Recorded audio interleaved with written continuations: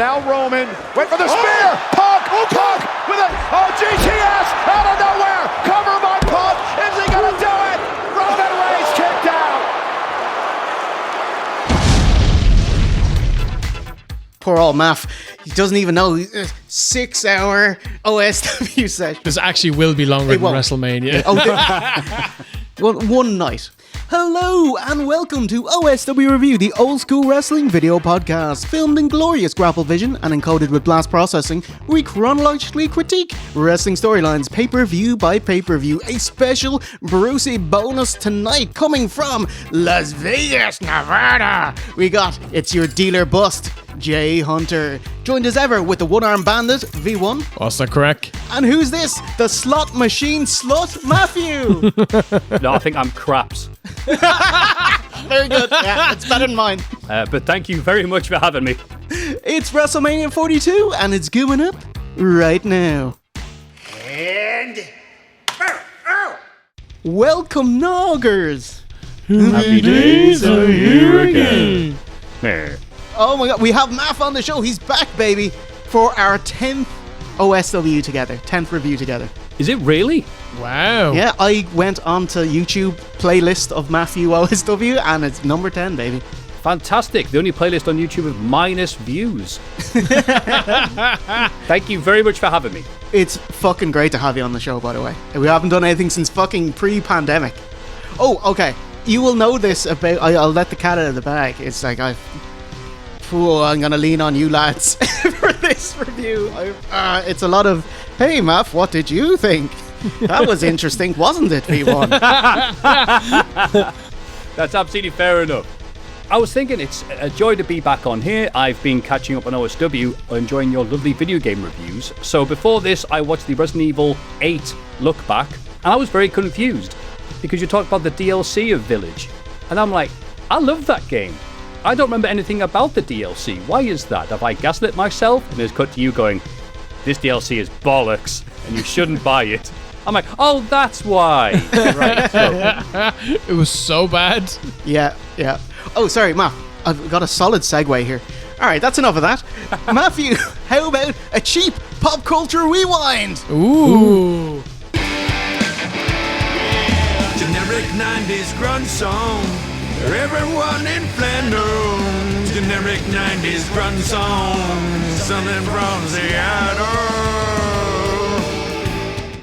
April 2026. Oh, I'm completely gone. I haven't a clue. Okay, top of the Irish charts, which is same as top of the English charts. 7th week at number 1. Any ideas?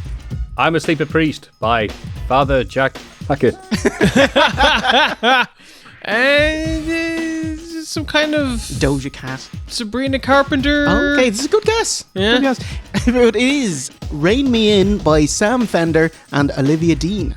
Never heard of either of them, but as we talked about before we went live, we are old, we are curmudgeonly, and we are wildly out of touch.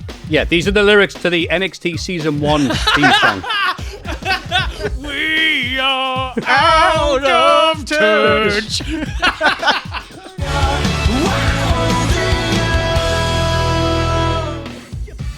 What is in the arcades? Gambling machines. Yeah. Because arcades are dead. What are people playing at home? Resident Evil 9. Hell yeah, baby. Matthew, you playing Resident 9? I certainly have. I've beaten it. I had a bloody lovely time playing it. I sucked at it whenever I was Grace, and then I picked Leon. Lots of member berries, nostalgia bait for sure, but I am one of those kids who remembered Resident Evil 2 being the biggest game in the world in 1998. So yeah, hit all the nerves I was wanted to hit. And I got a bit sad during the ending, thinking it was going to be the ending.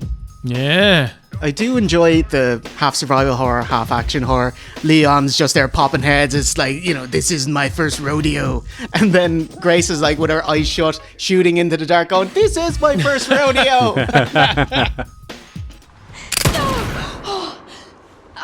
Jesus. Ooh, Stephen, latest Simpsons episode. Marge versus the monorail. Just a svelte 20 years later than that. It's the season 37 finale. Homer, a cracker bro. where Homer and Milhouse's dad, Kirk, team up to sell a cracker that is crumbless. The episode is fine, and in terms of modern Simpsons, that means it's a home run. Okay. The sweetest moment is Kirk brings Homer down memory lane where they project old moments from better episodes onto the buildings. Okay, 3 funny bits. Lisa pressures the city to build an overpass for wildlife to cross the motorway. They do, and immediately tear up a pharmacological building and get whacked out on drugs. Nice. Silence. Later, there's a sight gag with Barney stumbling home arm in arm with a bear who is also beloobed.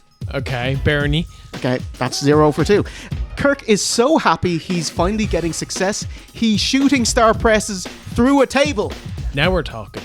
He's just like, oh, top of the world, and does a flip. Boosh. Like, oh my god. Anyway, that's it. Don't listen to Super Eye Patch Wolf. You don't need to watch Modern Simpsons. It's grand. It's happening!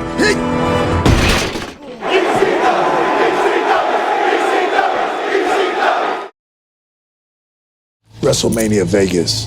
It's anyone's game. Got it. Cut. Here comes the money.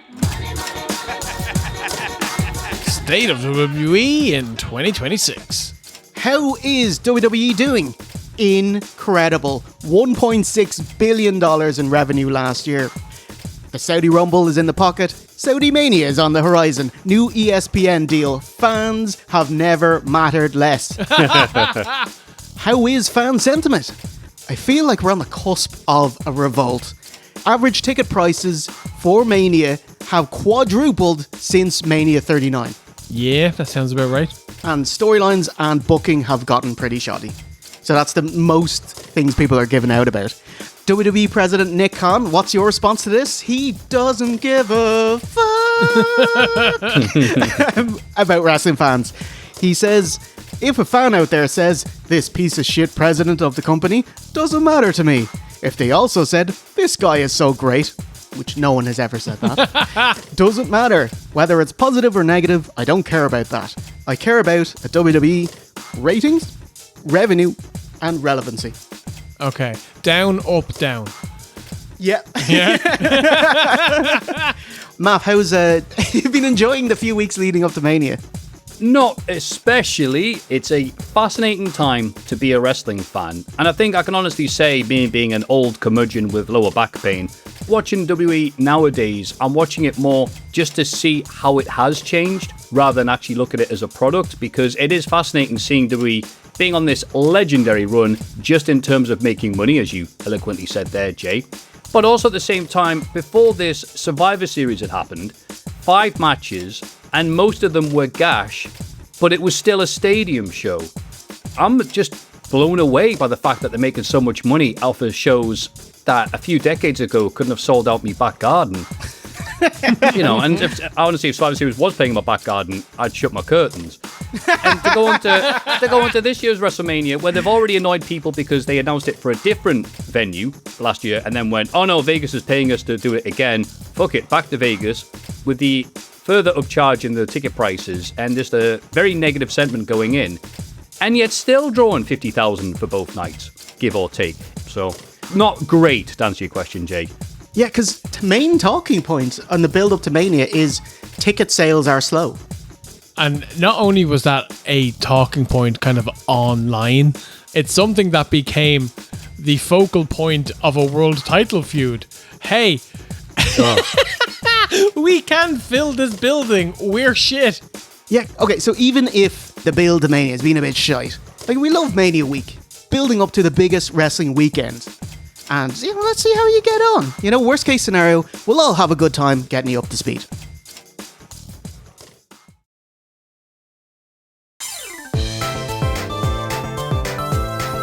Alright, Mania Week, the best week of the year, where a group of indie companies band together, descend upon the host city of WrestleMania, and put on a cavalcade of shows in the days leading up to it.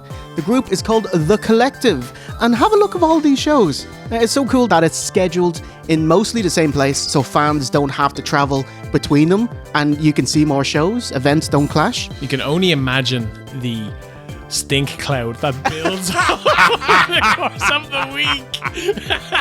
The funk. Yeah. Funk is on a roll.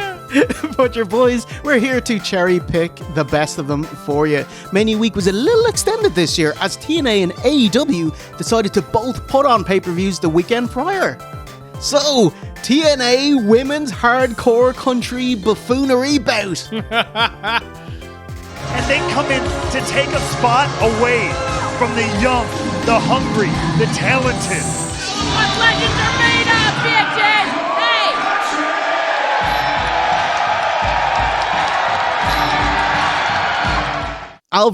Brian Alvarez, he had a banger of a thought, which was, what is pro wrestling?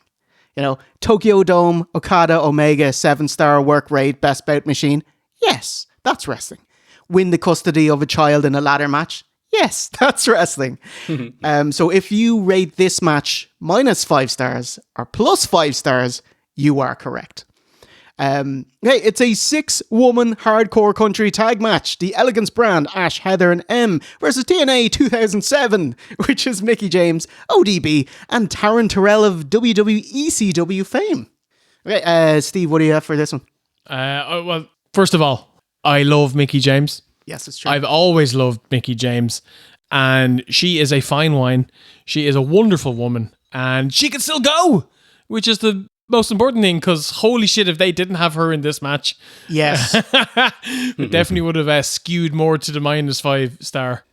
This match was built upon the premise of the veteran ladies calling the heels marks, the heels throwing a wobbly, complaining that they're not marks, and we're going to bring out a mark bucket, and everything is just going to be based around marks to prove that we're not marks. Now, let's have a schmoz.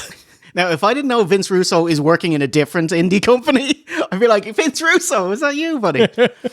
Maff, did you see this match?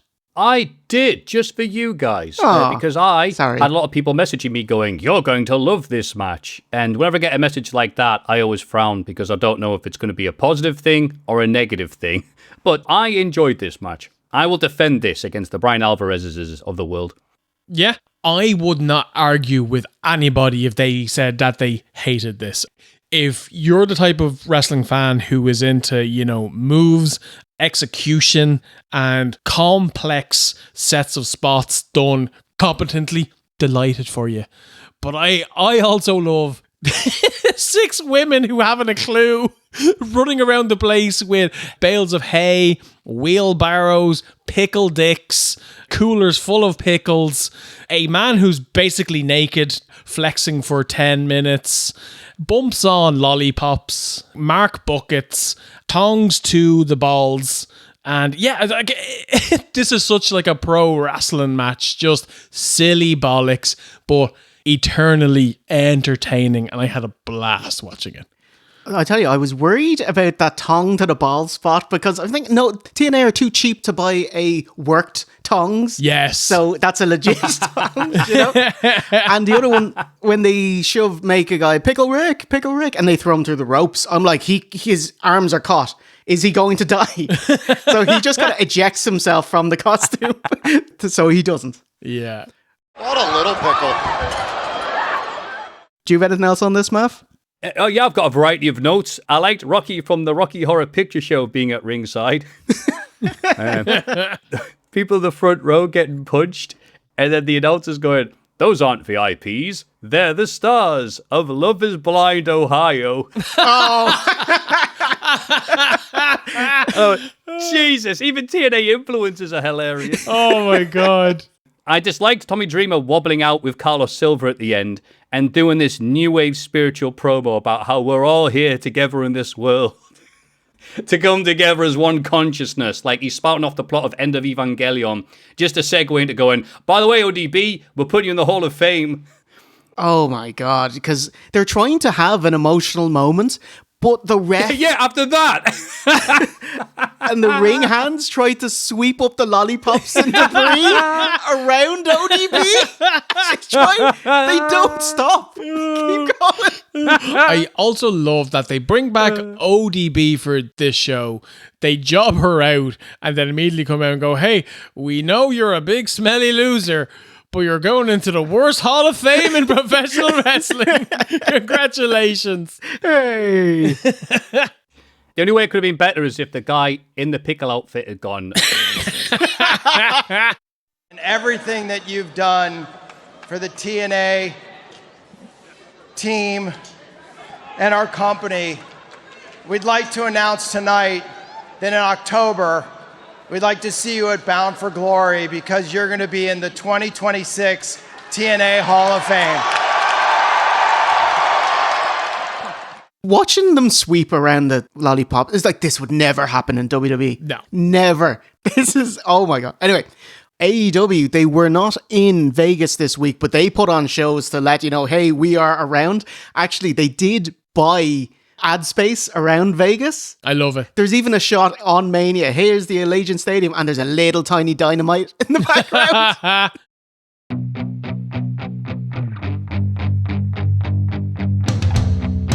AEW Dynasty, Darby Allin, bumps that are instantly forgot about. Okay, we're not talking about the delayed vertical suplex with Andrade. They both bumped to the outside.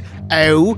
But Darby and Andrade, they're both in the crowd brawling on the stairs. Darby drop kicks Andrade down. So if we look at Andrade, he just kind of tumbles down and he's fine. My God. Darby, missile drop kick, lands on the stairs. Did you learn nothing from Joe, sir? Oh my God. Oh, look at Jaggedy surface. He's a madman. He's going to be Mick Foley, Yeah. you know, and he's 33 or something. And so, oh my God. Oh, by the way, Most Naked Man award is Andrade post-match because he goes for the handshake and you see his little chubby battered sausage. Oh my God. Mate, where a cup, dude? Can we order AEW in lower resolution, please? Turn off the lights. Triller. My name is Andrade, and I've showed up to the Halloween party dressed as a sundial. But that's not all. AEW gave away their big moments free on Dynamite. A few days before Mania, Darby won the world title for the first time. Highly foreshadowed, Darby started the night crying, cutting his promo. And I was like, did Tony just tell you you're winning tonight? Yeah. Because he was choked up trying to cut a promo. I killed myself for this company. Monday, I hung posters all around the city. I taped posters all around the city for tonight's show. And Sting shows up backstage. I was like, well, you know, he's not getting out of bed for nothing. You know, if FTR are going to run in or whatever. Only for Darby or Jesus. Yeah, he comes out and Darby's family are all in the front row. And I was like, you know, I know we're in Seattle and that, but like, come on. Anyway, there's a hilarious bit. And Darby's promo is like, I went around papering AEW signs to get everyone here tonight. And I was like, you know, it would be great if AEW promoted the show instead. Yeah. It's supposedly like only 2,800 people in the building. Ah, It's kind of sad. fuck, man. It's a wonderful moment, you know, because he's been with AEW almost since the start. And yeah, he quickly steamrolls MJF in a shocker. They even tell you the finish ahead of time because MJF's like, yeah, I'm going to do the headlock takeover and pin you. And that's the finish that he does. Fantastic. Tonight in the main event, I'm beating your ass with a headlock takeover. Oh, the side headlock. That's right. Takeover. He's got him hooked. 2, 3. Oh my God. Oh my God. Anyway, we've only been talking for 2 minutes, but we've already forgotten about that back bump on the stairs. Yeah. V1, NXT Stand and Deliver. For the NXT Women's Championship. NXT Stand and Deliver is normally their Mania weekend show. It usually takes place on the afternoon of Mania Day 1. But for some reason, they decided that they weren't going to travel to Vegas this year, and they did it like 2 weeks earlier. But it's still their big Mania show, you know, like they still talk about like this is their biggest show of the year. So yeah, I just didn't watch it because I don't watch NXT, cause it's shit. But I did want to check out this match, mostly for the Women's World Title match, which was Lola Vice versus NXT Women's Champion Jacy Jayne versus Kendall Gray. Of course it does. I mean, we were looking at that little stat there just a second ago. 137 days as NXT champion. Triple threat for the NXT Women's title, and 6 or 7 minutes in, and I'm like, it's good, you know, like it's fine. Wouldn't be telling people it's amazing or anything. You've no Andrade down south. And then by the time you get to the end of the match, you're like, okay, this actually was really good. It's just like 3 athletic, beastly women going out there working at an amazing clip, having complicated kind of indie style spots, no downtime at all, just like constant like, whoa, that was awesome, whoa, that was really, really cool.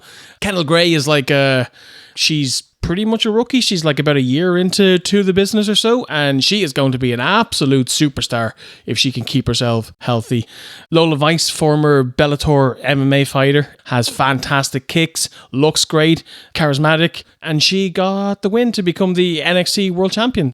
Bad fist just caught Jade! And Lola has finally done it! Fantastic match, highly recommended. Yeah, good stuff. Okay. Let us move to WWE World. The merch shop has matches.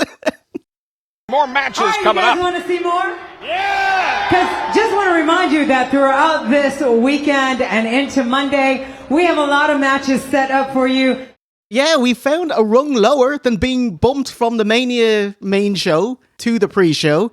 Lower than being bumped from the SmackDown Andre the Giant Memorial Battle Royal.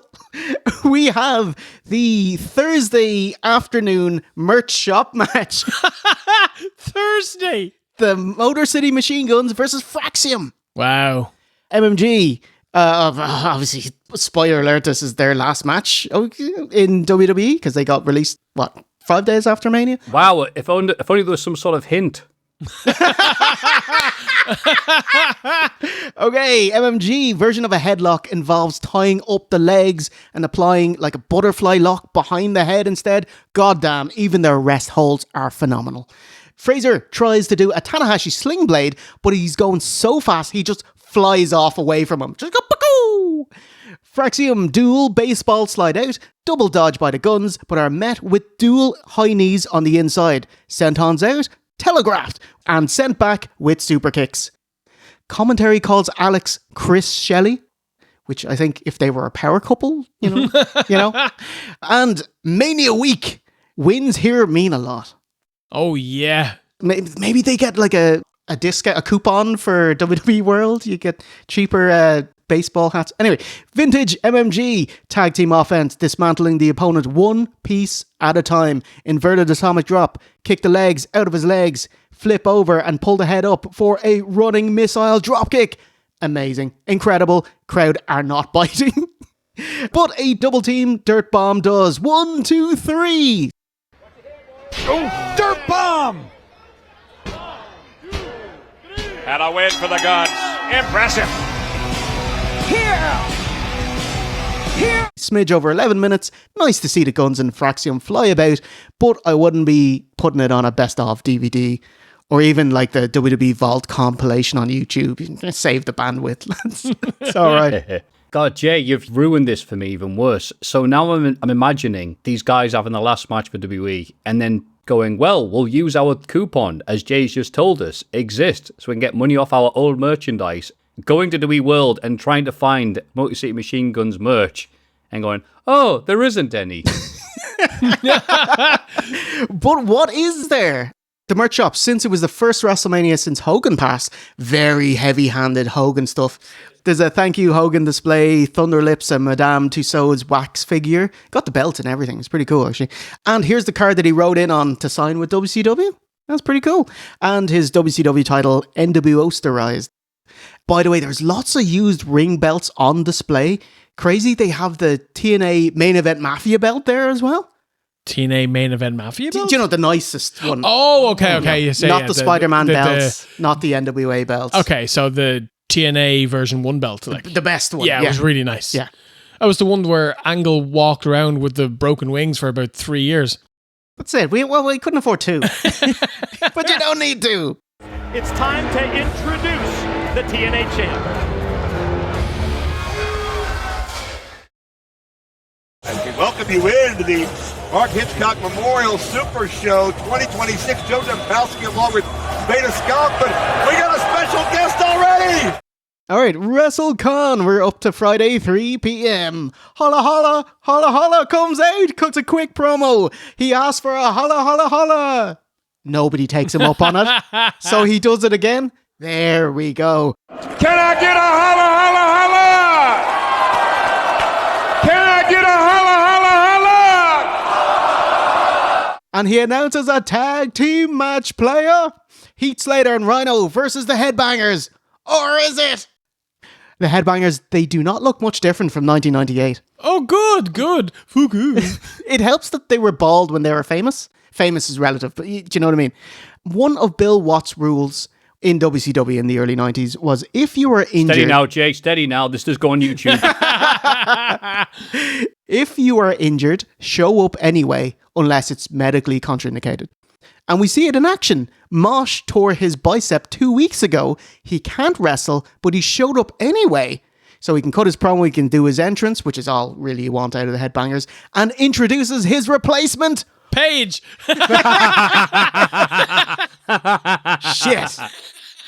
It's Hornswoggle. From WrestleCon to Leprechaun. Hey-oh. It's Headbanger Swoggle. Dylan does a lot of solid character work, which isn't sold anywhere near good enough. He is a pro, slaps the ref's arse, and the ref just kind of brushes it off. Motions to chuck the mic out into the crowd. Nah. Let's do a rock, paper, scissors for who starts off in the ring. They start out and then he just exits immediately. It's all gold. Heath Slater takes a hip toss and he's like, whoa, a bump. I didn't come here to bump. Swogmang attempts a kip up, calling out for it. He's like, everyone stop and look at me trying to do a kip up. And then he just gets to his feet, not happening. Please pull the dress down. Gotta roll through. Please pull the dress down. Whoa. Also works. So he squares up, talks trash to Rhino. He demands to wrestle the man beast. And he tries to power slam him like it was Andre the Giant. Doesn't work, obviously. But what does? Bite the bum. Yes.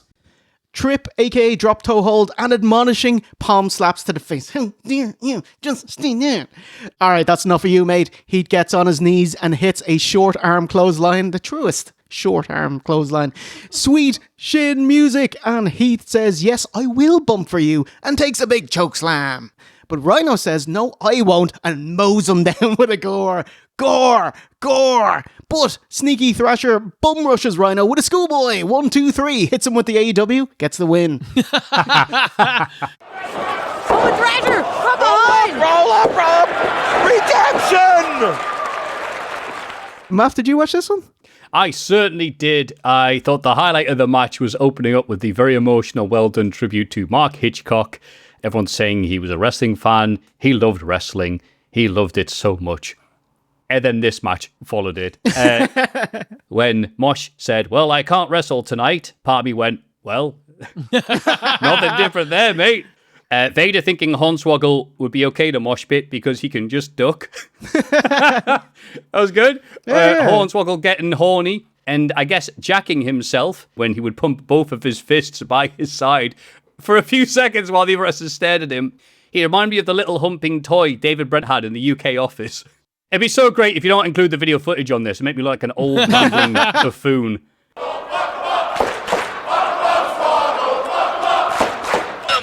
on, baby. Come on, baby. What?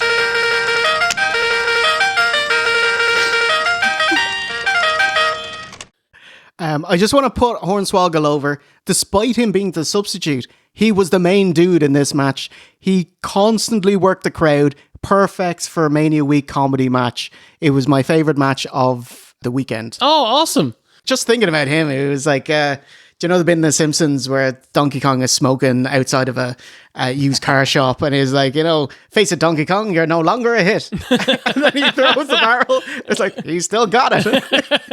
That's Hornswoggle. Coincidentally, Hornswoggle was also eating flies off his back. That was unrelated to the thing you just said. Oh my God. Hey, he still got it. I'm feeling nostalgic. I'm feeling warm. He's here! Worth the wait! Sergeant Slaughter comes out for WrestleCon. He is the ambassador for WrestleCon and says, guess who's doing great right now? America, 0. But welcome to WrestleMania 42. It's like, you're not at WrestleMania. You could not confuse the two. And he legit hawks his hours. He'll be at WrestleCon on different days and shows off his Medal of Honor here. You could try win this. And he tries to lead a USA chant again.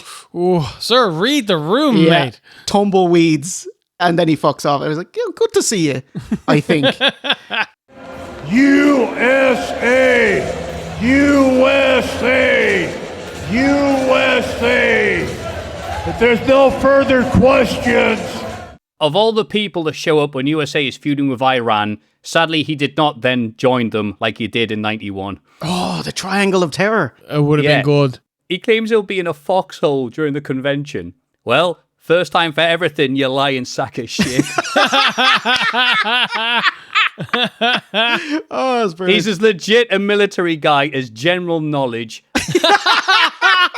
But the only thing that saved this travesty was Vader Scott's deadpan. Well, I think we all earned ourselves a challenge coin for listening to that. That's good. Yes, well, I feel like we all just earned our own sort of challenge coin together. Thank you for being with me through that. Some editorializing by the crowd here. You know. Just one more thing from WrestleCon. The main event kicks off with fuck TNA chants. Okay. Oh, because they stopped people from working these shows, didn't they? This was supposed to be TNA's Leon Slater versus AEW's Ricochet, as well as TNA's Dolph Ziggler versus AEW's MJF. Both got cancelled a week before WrestleCon. Oh, well, no. What did they tweet? TNA President Joe Silva, he cited partner conflicts, as in WWE doesn't want us putting on TNA versus AEW bouts, because WWE and TNA entered a partnership the start of 2025, which has mostly resulted in that crossover pay-per-view and getting Joe Hendry before he finished his TNA contract. So TNA signed off and WrestleCon announced it late March.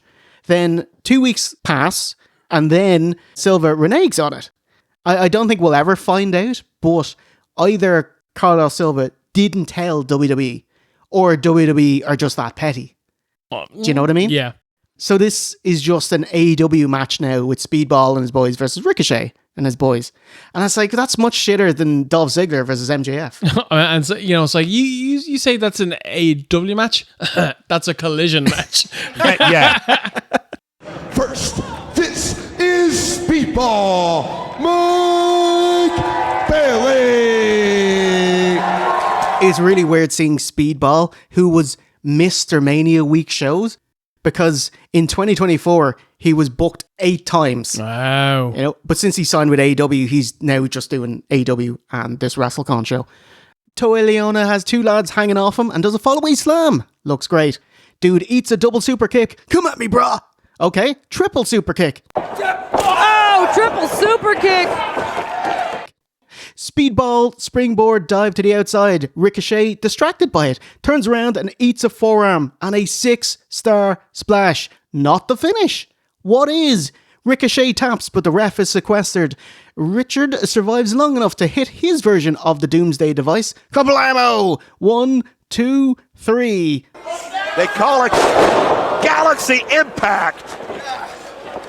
And Ricochet pitting Oku and scores the 3 count. Fuck you, TNA. Fuck you, WWE. Delete as appropriate.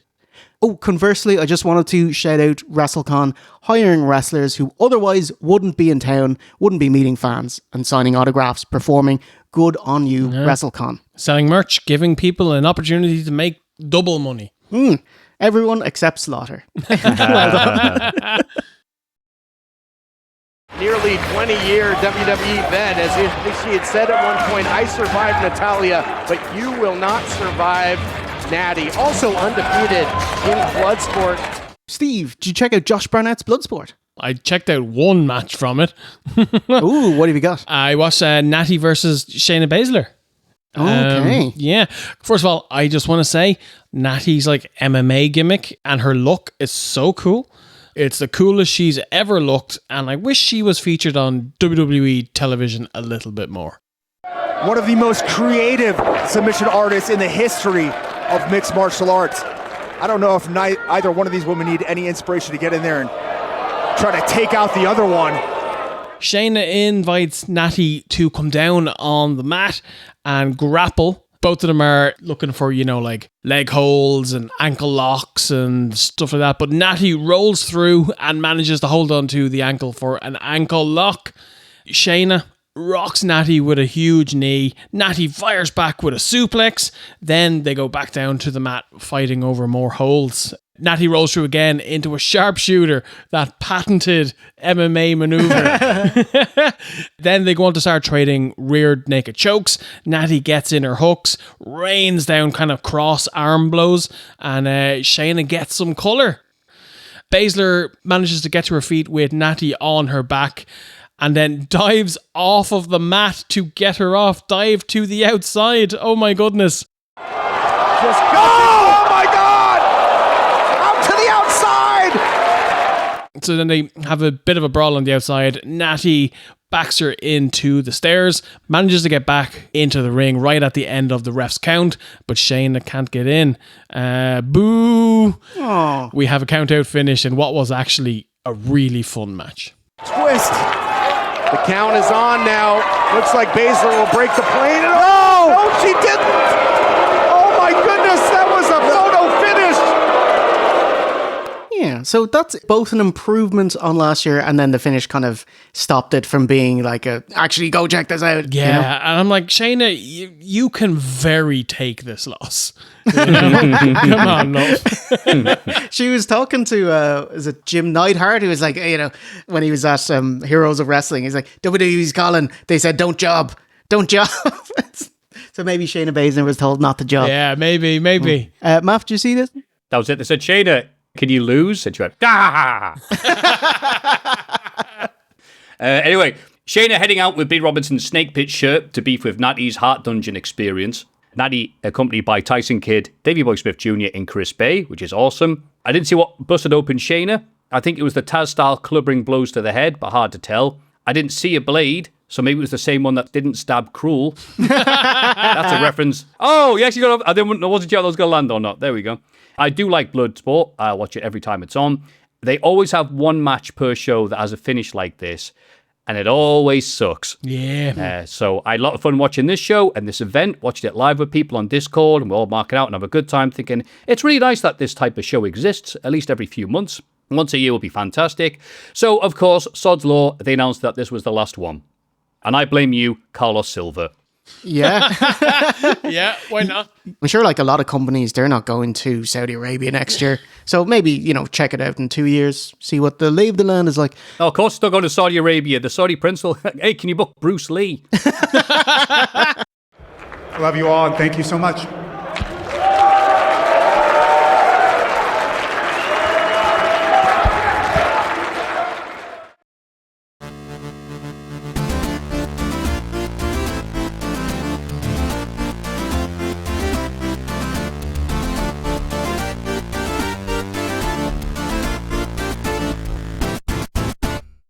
V1, something a bit new, a bit of Powerslap, perhaps, on the menu. I did watch. So this was the Captain Jack Swagger in Powerslap. The debut of Captain Jack Swagger, Jake Hager, taking on Devin Jenkins, the household name. Before I start, I fucking hate Powerslap. I've never seen a more brain dead sport in my entire life. I think you have to be an idiot to get into it and an idiot to watch it. Now, let's talk about me watching it. So before it kicks off, Jake Hager has a chat with his coach. And I'm like, the fuck would you have a coach for Powerslap? What's he going to say? Hit him hard, don't go unconscious. Ridiculous. Yeah, Jake Hager has a... Sorry, Stephen, what is Powerslap? So, Powerslap is a sport in inverted commas. Okay. It is a 3-round fight where each contestant gets one undefended as hard as you can slap to the head each round. And try to burst your opponent's eardrums, is it? We'll just try to knock a person out. Okay. You can't roll with it, you can't move, you can't flinch, you can't block, you can't do anything other than clench your teeth and you hold this little rubber thing behind your back so that you don't move your hands. Okay. So before the match kicks off, Jake Hager cuts a promo where he I'm a former WWE champion, I'm a former All-American, I'm an AEW champion, I was undefeated in Whoa, what? Oh, does he mean the tag belt or something? Something. Okay. And a former undefeated fighter in Bellator. And I was like on paper, that's good, but I just listened to you roll that off, and you have the charisma of a boiled turnip. You're awful. So Baldrick loves swagger. Hager slaps this guy first. 1, 2. Absolutely slaps the taste out of his mouth. He rocks him on the first slap. Then your guy goes next. This dude is wobbly, He hits him with a baby slap. Hager fires up in round 2, slaps the shit out of him again. Your man is very wobbly. Then for his next slap, little baby touch again. Jake Hager rocks up for his third one. Sends him into outer space. He becomes cosmic. See? Whoa! Knocks him out. Hager gets the win. Cuts his post-match promo and then looks into the camera and goes, "Fuck you, Tony Khan." It was great.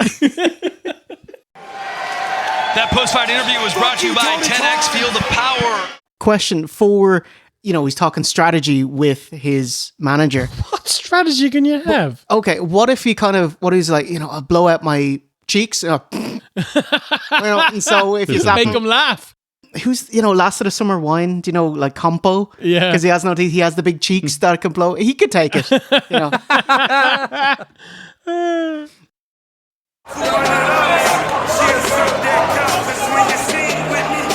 Oh my God, the Joey Janela Immortal Clusterfuck. The match is 2 hours, 40 minutes long. Yes. Tony Khan furious. Someone's out-lengthened him. All in this year going to be 7 hours long. The gimmick being that just stay in and wrestle until it's time to go. So the match itself is 3/4 of the pay-per-view. Do you know what I mean? I'll give you 5 spots that I liked.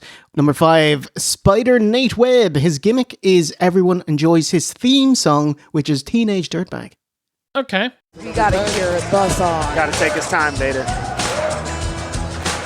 And number 4, Invisible Man clears house, which will, spoiler for the next match we do, so we'll move swiftly along. Number 3, Down with the Brown. Yes. All right, you know what? Clusterfuck, fuck it. Wait, no, D'Lo. The former Eurocontinental champion D'Lo Brown and TNA showed us to our seats, man. Enters the clusterfuck. He's coached by LJ Cleary, fellow Irishman and boyfriend to Lyra Valkyria, on how to strut. Chucks him down sky high. You still got it. No, you don't. That's not fair. LJ Cleary's still in his prime. Number 2 is a trio of dinosaurs. By the way, this is like a Rumble match. Giant blow-up dino suits, and we get a "This is wrestling" chance. Yes. Dinosaurs advancing. How can you contend with dinosaurs? Get on your mate's shoulders so you're at the same height, and thumb to the eye. It's true. They say they had feathers, is what I and 2 of the dino eyes of the T-Rex. And number 1, hashpipe hits, and it's Sean Ross Sapp. What's he just coming out tweeting at people, is he? Him versus Ricochet. Who's the bigger knob on Twitter? He comes out, he flips the bird to Brian Alvarez in the crowd, who's suddenly at the front. And hey, there's Big Vinny V beside him.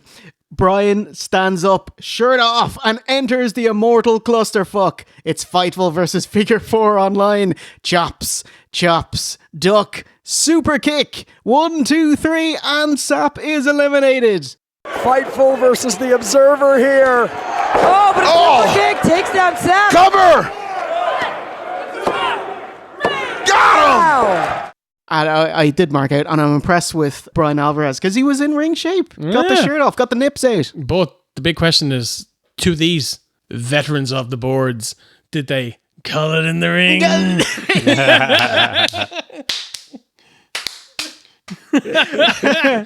Awesome. He didn't post, like, I expected a review of that, like Brian Alvarez to review that match on his YouTube. He didn't. I'm devastated. What? It didn't even do a Tommy Tallarico when he'd review games. If he did the music of the game, I give the music a 10 out of 10. Fantastic. That actually sounds like lots of fun. Yeah, it was good. 2 hours, 50 minutes is not fun. Yeah, what are we doing? That, like, 30 seconds was pretty great. Okay, so we got one more match for... we might have a few. Okay. I would like to talk about my favorite match of the entire weekend. I'm guessing you're saving... so, yeah. Okay, yeah, but I'm done anyway. So, right. what do you got for me? Yeah, so... It's a real WrestleMania level main event. Two of the oldest men you'll ever see. CMLL at Palms Slam Fest. Ultimo Guerrero at his felt 54 years of age versus young boy Blue Panther, the young age of 65 years of age. 119 years in the ring. Sign me up. Nick Khan taking notes. Oh, what a start. Ultimo Guerrero. Match kicks off. Ultimo Guerrero begins with, like hot dogging and lots of mocking and taking the piss out of Blue Panther. And I'm like, oh God, what is this going to be? Why were people telling me to watch this? Then Blue Panther unleashes. He hits a Brett's Rope Hurricane Rana, followed by a second Hurricane Rana to the outside, followed by walking up to the entrance ramp, sprinting off and hitting a cross body into the crowd. Panther's gonna fly! Top rope Hurricane Rana. Guerrero hits back with a powerbomb. 2 suicide dives to the outside by the 65-year-old, a twisting cross body by Blue Panther, and then the finish, a Spanish fly. Wow. 65 years old. They're going for the count. Panther connects into the cover. And Blue Panther has done it once again. It was wild. It was awesome. I had an absolute blast. And the Mexican tradition is when the fans see like a good match, they will throw cash to the ring. Like a stripper. Wrestling stripping, you know? Okay. And there was so much money that Blue Panther had to use his mask to collect it all. As a bag. As a baggie. It was wonderful. 10 on 10. My favorite thing from the entire weekend. Wonderful wrestling. Oh, man. We should have exited with that. That sounded amazing.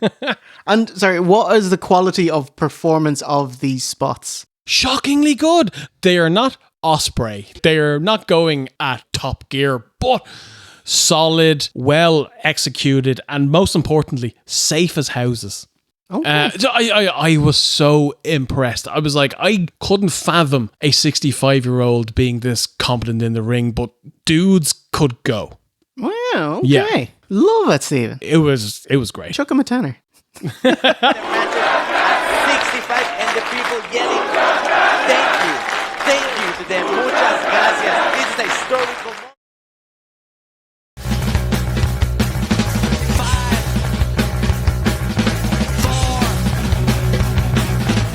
And it's time for your Mania Week main event. It is Sandman's final match. It had a build-up promo package. Wonderful. Their version of the late night show, Sandman gets attacked by the Invisible Man, which is executed exactly how you'd think, where people just spontaneously start bumping. And Sandy and the lads try to run down the Invisible Man in the supermarket car park. It was brilliant. Did we get him? Did we get him? I don't feel. He's around here somewhere. Oh, Maff, do you have anything on this? Sandman versus the Invisible Man, and you're like, oh, okay. So Sandman's going to be performing, well, doing a lot of performing, if you know what I'm saying. Sandman, I haven't seen him put much effort into anything he's done since the WWE run in 07. So it's either going to be brilliantly done, Sandman is going to be the one-man show, it's going to be like that guy from Mary Poppins who's going to be playing all the instruments at once, or it's going to be the drizzling shit. For example, that time the Sandman wrestled Drake Younger and IWA Mid-South, and Sandman stopped wrestling to take a phone call from his mum, and then got rolled up. Yo, tell my mom, am I in the middle of a match? Big up to this match. It has been highly personal. And and talk about personal. Swatting the beer out of the hand of the Sandman. And now the Sandman whipped off and taken down by the Invisible Man. And it was, I can thankfully report, amazing. Sandman was here to do his shtick. It worked really well. Crowd were really into it. They booed the Invisible Man. And everyone played their roles well. It was a dog and pony show, like back in the day with him and Raven. But instead of that, it was Kendra Lust, some zombies from ECW and Sci-Fi, which I never thought I'd see referenced, and Mick Foley, who took on not only the guy who sold him that shirt, but that dodgy carpet that tripped up every single person who wrestled the Spring Break that weekend. Mick Foley hits the ring. So just like a couple of spots here. Kendra Lust mid-match turns heel, starts leathering the Sandman with the kendo stick, and out comes Missy Hyatt, and they have their little brawl with the kendo sticks, and then they just stop their spots and just they just walk backstage like Austin Aries that year at Bound for Glory. Remember when he was wrestling Jomo? Yeah, and he got up and lost. He just got up and fucked off backstage. It was brilliant. So yeah, the end of the match sees the return of the Invisible Stan, and they double team the Sandman, and then out to the rescue is Mick Foley, who, fair play to him, has a fantastic brawl with the Invisible Stan in the corner. He gives it socks. He takes a bump, which I was shocked. I didn't think Mick Foley would ever bump ever again. He says, bring it on. Oh, drops him. Double arm DDT to Invisible Stan. Oh! The end of the match, Foley and Sandman are back to back. They get simultaneous low blows, and the Invisible Man goes over. He gets the 1, 2, 3. Amazing. Sandman does the job on his way out. Does the honors. Puts over that young upstart Vizzy. Just like John Cena at Saturday Night's Main Event. Well done, Sandman. From behind, Invisible Stan and the Invisible Man. And what? No! Fantastic. There is a bit of but there is a fun thing post Sandman retiring, which is Gregory Irons just posted out, hey, when I was 18, I was at a $10 Sandman photo op and I only had 20. So he gave him the 20. Can I have my change? And Sandman's like, what change? I gave you 20. Pictures just went up to $20. Yeah, fantastic. Yeah, it was a fun show. That was like a 40-minute railroad there. It was long. It was very long, but it was never not fun. Like, there was like a wibbly bit in the middle where they started bringing out people who I didn't know. Yeah. But like the first few minutes were awesome, and then the last 10 minutes were awesome. Yeah, I had a blast. Fantastic. So we finally exited Mania Week. We're on to the WWE portion of Mania Weekend. Steve, we have got the SmackDown Andre the Giant Battle Royal. We are set. Andre the Giant Memorial Battle Royal. The first thing you notice right away is ding, ding, ding. Johnny Gargano is doing his gimmick where he's planking. This poor guy, like actually one of the best in-ring professional wrestlers in the world. And his gimmick is that he's sad. You know, it's ridiculous. Kit Wilson turns around and trips over Johnny Gargano, and he's first to go over the top. Very notable that in this match of jobbers, only 2 people get an entrance. AEW signee, former Powerhouse Hobbs, Royce Keys, and call his name, and he appears, Joe Hendry. I get the impression one of these 2 lads is winning, and it's probably not Hendry. Aww. Both Grande Americanos are eliminated by Tala Tonga, which is to build up their big mask versus mask match, which was in May of 2026. Personal favorite spot of the match, Psycho Clown. AAA wrestler has a clown mask and he fires up, rips off his face, and he's got like a bloody skull mask under it, and it looks really fucking cool. Ooh, he could be on a PS1 game with that. Yeah. Joe Hendry, big, strong fucking hoss, picks up a few lads, fall away slams, goes to do his, kind of turn pose, and bam, is kicked and knocked out by Aleister Black. Sorry. To them, Joe. At least hey, Aleister Black says, Corey, I gotcha. Fucking brilliant. Tala Tonga throws out loads of lads because they're clearly building him up to be the big monster that Royce Keys is going to throw out at the end because, that's how WWE books. Once again, Aleister Black throws out Nakamura, and he also dumps Ilya Dragunov and Akira Tozawa. Final four, Royce Keys, Otis, Aleister Black, and Tala Tonga. Straight away, Royce clotheslines out Black, and then we get the big man stare down because WWE will never change. Take a look at this showdown.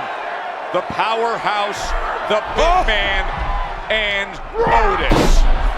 Otis picks up and slams Royce, but is immediately dumped out by Tala Tonga. Royce gets up, big spinebuster, and clotheslines Tala Tonga out for the win. Your winner, King of the Jobbers, Royce Keys. Keys does it! He does it! Hell yeah, he did! Royce Keys! Was he featured much before Mania? Oh, Royce the 5'9" here? He debuted at Rumble, and then this was his second appearance. Fucking hell. Yeah. Royce Keys has arrived! What a win! Jibba Jibba Hall of Fame, fame. We are the leaders, the chiefs, and the generals. We are the absolute power. We own you! Main event Stephanie on first. 60 fucking minutes. Iron Woman. Each minute longer than the last. Apparently, Triple H was too embarrassed to maintain this charade, so Steph's kids and mom induct her instead because you can't boo us. Haha, we got you. I genuinely think Triple H is incredibly gotten to, and I think he's petrified of being booed. He really seems to have stepped back from everything. Except for being on the poster of WrestleMania. Well, you can't boo a poster. And 3 of the 4 WWE 2K26 covers, dickface. He's doing well to conquer his fear of being seen everywhere. I'm so proud of you, Triple H. Sweet zombie Linda. Oh my God.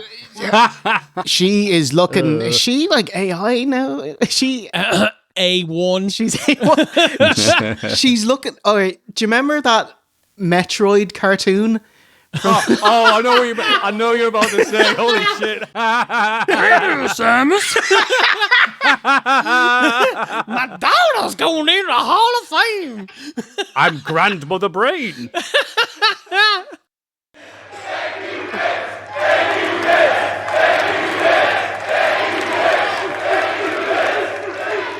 Steph got a thank you, Vince. Thank you, Vince. Oh my God. They've been bringing him up too much lately. Alarm bells are ringing. Yeah. They're very testing the waters. Yeah. If you ever wanted a bigger disconnect between the online audience and in-person Hall of Fame, it was this bit. Yeah. The people who pay that much money to go to Vegas or wherever the fuck, they go to Saudi, they go to the moon if it was on there. Yes, they would.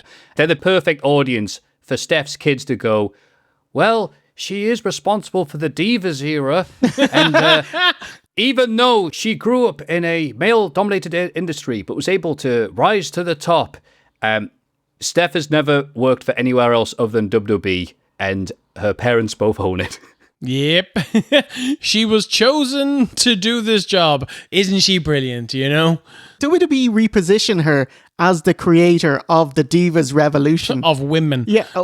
Despite how many women have you trained, or how many have you coached them in their promos, you don't do any of that stuff. And when you were SmackDown GM, what was the first Mania? What were the women doing? It was Mania 19, the Miller Lite catfight girls having a gay old time on the bed, slapping each other with pillows. Oh, yes! The Miller Lite Catfight girls are taking the tops off.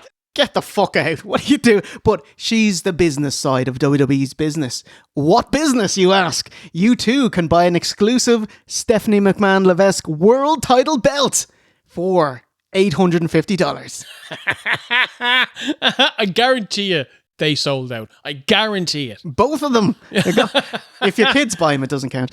The big scandal of Hall of Fame, no catering. Hits very close to home here. Nash, after the Hall of Fame, said there was no catering at the Hall of Fame. They were told, be there at 3 o'clock, leave at midnight. Absolutely not a stitch of fucking food for the talent available. No protein, some bags of chips, a couple of fucking bananas, and a tangerine. Jesus. Well, that is catering, Nash. And Nash was baked. So that's going to really be hurting 3 hours into this. Bask in my glory as I, Stephanie McMahon, am immortalized in the We have a Bad News Brown Legacy Award. Talk up his Olympic background. Well, excellent, yeah. He won 3 gold medals at the Pan American Games for Judo. And then they quietly, tell you what they didn't talk up, is his match at WrestleMania 6 with Roddy Piper. Because they fucking scrubbed it from the WWE Network and Netflix. I'm so annoyed because I was looking for that clip recently. Because we reference it all the time. Yeah. And I was like, I'm sure this is Mania 6. And I'm scrubbing through the show. And I'm like, where is it? Have I gone crazy? And yeah, it's totally gone. Go away, V1. There never was a Roddy Piper of his Bad News Brown, and there never will be. Put down the shutters.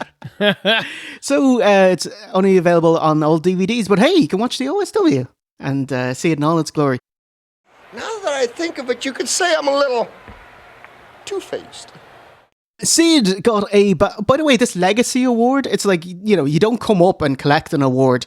You stay seated, other people will clap for about 20 seconds. That's about it. Fucking bullshit. It's so bad. It made sense when they had all the ye oldie people from way back in the 50s, when wrestling was real and the steroids were legal and all the other shit, when they've got no fucking footage. So it makes sense they got, Toots Mont or whatever in the Legacy Hall of Fame for the real anorak wearers. Farmer Burns or something, Yeah, exactly. But it's like, we can't seriously be putting Bad News Brown and Sid, who both wrestled at WrestleBastard Manias that are both available on the fucking Netflix that we were watching most of these shows on this weekend, and go, oh, they're from the oldie timey times of 1990. But there's still plenty of footage of Sid talking, because he was at 2 WrestleManias, he was in the headline position of both of them, and he's a former world champion. It's ridiculous when they give him nothing. Yeah, 2-time WWF champion, 2-time WCW world champion. Yeah. He main evented WrestleManias. And twice. And you give his kids a cursory clap. Oh my God, his son Gunnar took to Facebook blasting him out of it. I don't blame afterwards, him. Saying the lack of respect. I know. I got Math. I reckon favorite moment for Sid is it probably the when he's jumping on the car. Maybe. Oh, it's great. Goldberg. That's an amazing moment, and I'm happy it exists. But no, I'm a Survivor Series '96 kid. I think I always will be. He never looked cooler from his entrance from the back of the arena to coming out, the big Sid letters, and all the men cheering him over that wuss Shawn Michaels, who I did not like as a kid because I thought he looked like the women with the whips in Streets of Rage. So I was so happy. Seeing Sid with his pot noodle hair just annihilate him, hit Jose Lothario with a camera and yell, "Fuck you!" That was possible. Have you one favourite Sid moments? I did like when he turned on Shawn after Shawn won the belt and he powerbombed him a few times on Raw. That was pretty awesome. My favourite moment from Sid is also from Raw. It's in 97, the year of our Lord. Brett is turning heel. He's giving out, bitching that, he shouldn't have lost this. This is an injustice. Everyone knows I'm the best there is, best there was, best there ever will be. At this time, world champion Sid is coming back down to the ring and he just shouts, "I don't know shit, cry baby." just distilled Sid. He was a pro wrestler. We're going to try and stay with this as long as we can. Bret Hart, ladies and gentlemen. Miz, he's the host of Michael Cole. Miz name drops LOD, saying if they had face paint, these old wrestlers, I'm all in, but now with Danhausen, I've had enough. Brilliant. Says Legion of Doom and Demolition in the same breath, which is hilarious because Demolition were brought in as an LOD ripoff. Yeah. And so when LOD came in, we're feuding. We're going over, brother. Why did it take till 2026 to induct Demolition? The lads brought a lawsuit over who owned the name and gimmick against Vince, and they settled out of court a couple of years later, and they got it. Good. And Vince held a grudge that lasted for the rest of the time.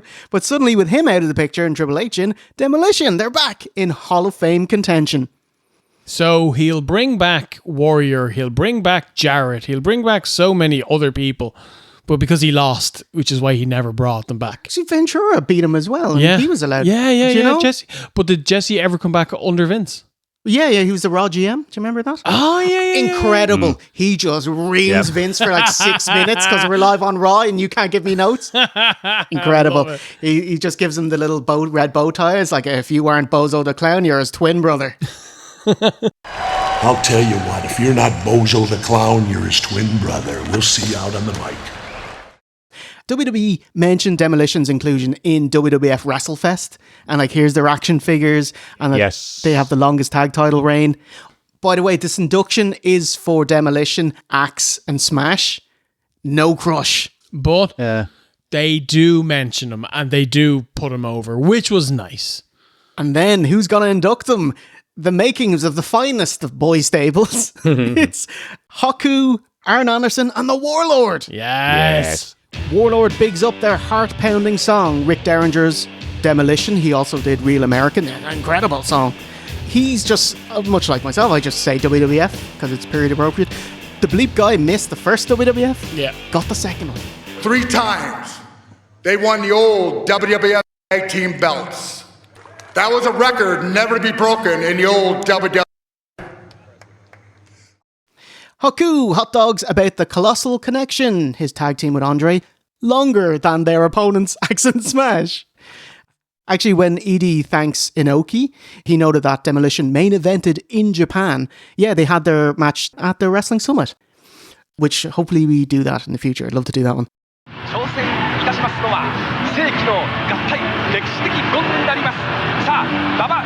Double A keeps it short and sweet. You didn't think I was going to fade to black, did you? Darso is super grateful, says his career is thanks to Bill Eadie, and in ring he just followed his lead. What a magnanimous thing to say.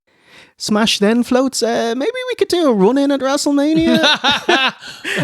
Edie says, you run in, I'll walk. Yeah, I was gonna say, have you seen the length of that ramp, lads? Oh my God. But we would get a reference later. ED says, I want to thank Vince McMahon Jr. and Sr. Haha, got you. Can't boo me. They both pay their respects to their longtime manager, Mr. Fuji, and I love the crowd responded so well to that too. Yeah, they all booed and went, what do you mean? He turned on you at the Survivor Series. And the two end on a Dumb and Dumber quote. I don't know, I was just thinking maybe they could turn around and they look at, Andre's walking past them, see his arse, and it's like, he must work out. Oh, geez, look at the butt on that. Yeah, he must work out. Anything on this? No? No, it was nice. Favorite part is definitely just when they gave props to our boy, Crush Bra. Aww. Even though the Hall of Fame's bullshit, I still got a kick out of Demolition finally reconciling with WWE in general because it felt like they were pushed out for a number of years and ignored while New Day and Usos overcame their tag title reign. Just like, well, don't need to mention them anymore. So I did the DiCaprio point when they started putting them in video packages a few years ago about the prestigious tag team titles. I'm like, Demolition! So it was nice to see them get that all sorted out in the Hall of Fame. And Now I just wonder who they could put in now, who's still at odds with WWE. Is it just Ole Anderson? Oh, God. Or Shane Douglas? Oh, my God, I'd love it. Ozzy's boy, Douglas. Yeah. Actually, Buff Bagwell's not in the Hall of Fame yet. Yes, and deserves to be there. He's not on the outs, but I just want him in there. You know what? Like, I know it's Slim Pickens, but we're talking about Buff and Shane Douglas getting into the Hall of Fame. Like, oh, well. Vince Russo, of course. Oof. Yeah. Come on. Honestly. Oh, my God. If they put Russo in and just mention his run on Raw, it's like, oh, they've got a point, actually. Vic Venom. The name's Venom. Vic. Dumb and Dumber, and I'll steal the phrase. I like it. I like it a lot. Thank you. Thank you. Thank you. Next up, it's Dennis Rodman. He's back from North Korea. How about that? The most I've heard from him in the last 15 years is that he's great mates with Kim Jong-un, who is a Chicago Bulls fan. And Rodman says it was basketball diplomacy. Miz says that, every celebrity has to come in and show the same respect as the locker room and the fans. I was like, do you want to cut to Rodman sleeping at the turnbuckle at Bash the Beach? Poor old Nash, his voice is shot. X-Pac, do you want to take over? No? No. God damn it. Rodman, come out here. He is well out of sorts. Oh my God. Poor guy. Oh my God. WWE took a chance on me. No, they didn't. WCW did. For life, I had nothing prepared. I just happened to be here. And he's like, oh shit, man. Oh, poor guy. He gets very emotional, loses the run of himself. And he just blurts out, Jimmy Hart has peanut butter on cucumber in the morning. Jimmy Hart, this guy eats peanut butter with cucumbers in the morning. True story. All right. Okay. Fans are so nice. They start cheering and chanting, trying to give him time to collect himself. Enough for him to end on a Hulk Hogan impression. And yeah, he's got the Hollywood shirt on. Good thing they didn't show Rodman at Hulk's funeral. He showed up to his funeral in a baseball cap and an NWO t-shirt. Yes. Carney, are you sure you're not a pro wrestler? Yeah, like even though he played basketball, he's a wrestler at heart. Ballooned off his tits here. I'll just say I've seen interviews with Rodman, and he's just like this now, and has been for a while. So I was not surprised. But it's also nice seeing people who aren't familiar with him going, "Fucking hell, is he all right?" I'm like, "Yeah, he's fine." I got a kick out of Nash going, of course, this man's in the Hall of Fame. During the playoffs. The playoffs for the Bulls last season, as that version of the team, he no-showed mandatory practice to hang out with Hogan on Nitro and smoke cigars. Got fined, had the match, did the stuff with Nitro, went back and still won. Yes. Awesome. So yeah, give him the Hall of Fame just for that. Ah. Don't look at anything else about Rodman. NWO for life, etc., etc. For life. Thank you guys for coming out, man. Thank you guys for having me in. Love us on the one, baby. NWO for life. And your Hall of Fame main event is... Oh, sorry, that was Stephanie McMahon. But your Hall of Fame runner-up main event who closes the show is AJ Styles. You can take me higher. Oh, my God. AJ Styles is the WWE champion. The music video, we got TNA footage, a huge love in from different wrestlers. Only thing missing was a shot of his amazing arcade cabinet. Oh my God. Yeah, or his travel Xbox. Yes. Yeah. AJ gets the Good Brothers one last payday. Ugh. Good mate. I don't want to be seeing that. I can't stand these lads. I guess WWE didn't renew Botch Club. Hey, I love the team of Gallows and Anderson, aka the AJ Styles tax. The Good Brothers say it's hard to find anyone who'd say a bad word about AJ. Not even the gay community? Thank you, Jay, of the J community. But like the other two times that AJ Styles called us up and said, "Hey, you two freaking guys want to go to WWE?" We said, "Yep." Unprecedented 10-year WWE career. I remember when he was jumping from New Japan to WWE, he had a back injury leaving New Japan. And then he just started working in WWE full time. What the fuck? It's funny how that happens in wrestling. When you're on the way out of a company and you can't lay down for 3 seconds. I tell you, apart from his floppy bob, he is turning into Arn Anderson. Okay, I can see it. The brow lines, the cheeks, the beard, Anyway, I'll side by side. He only retired 2 months ago, says he's still suffering from wrestling withdrawals. Apologise if I get emotional. His last match was at the Saudi Rumble 2 months prior, as the crowd cuts to Gunther. Boo! Awesome. His advice to the wrestlers in attendance is that there's more pro footballers and basketball players than there are wrestlers. So if you're feeling down, remember that so many people don't make it, but you have made it.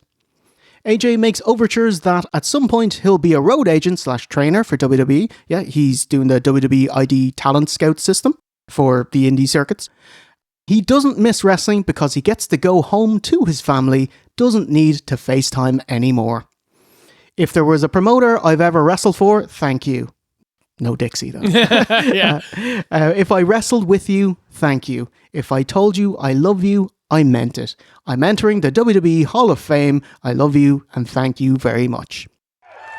I love you and thank you very much.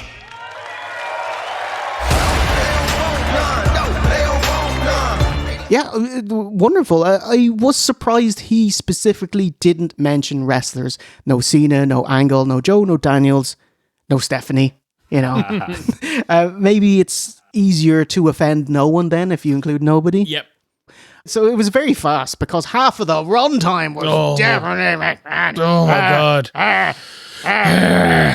Not even that, like, Stephanie's daughters each got a speech. And it's like, you know how sheltered they are, how far away from the real world when the crux of their speech is, sometimes when we're in the kitchen, our mom is nice.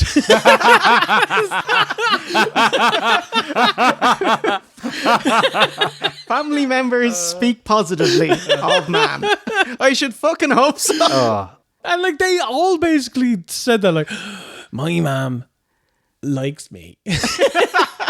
You're supposed to, legally. It was brilliant. Fantastic. Okay, Hall of Fame done and dusted. It's finally time for WrestleMania. And an hour on ESPN.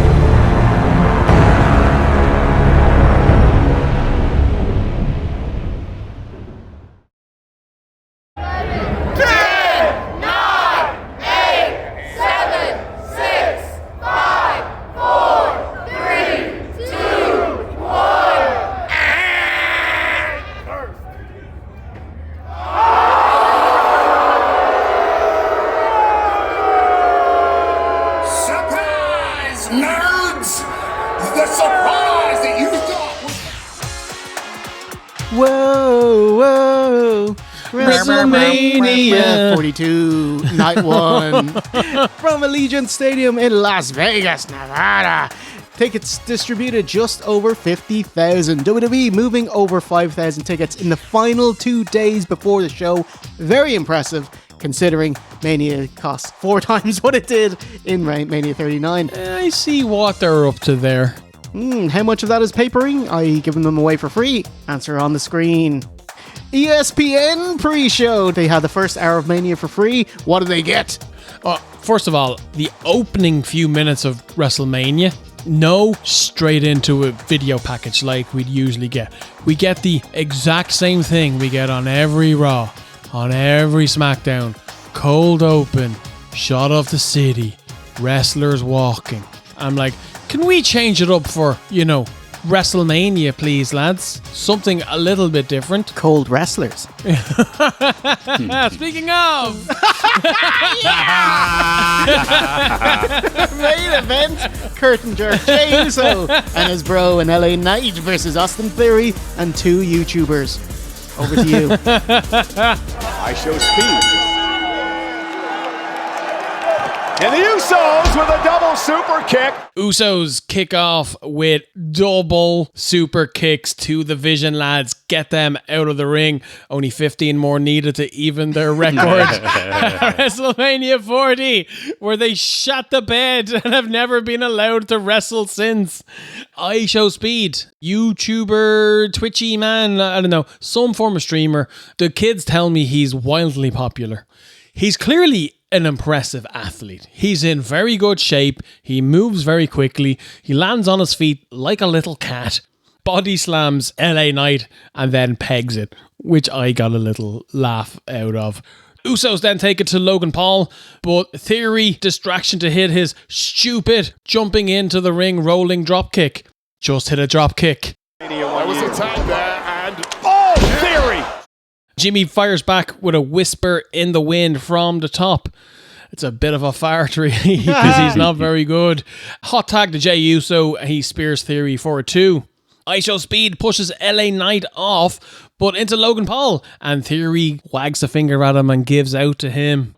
Theory sets up Speed to hit him, but Knight pushes Theory into Speed to get to win with the BFT, which is not a delicious sandwich. It's a blunt force trauma. Cover by Knight! And then the Usos win! Maffey, anything on these bastion of these YouTubers? A bastion of YouTubers, or is that the plural? Got a few others in mind. I love how during the Vision's entrance, Michael Cole listed all of Logan Paul's credentials and praise, all he's done in this world, and then going, Austin Theory is also here.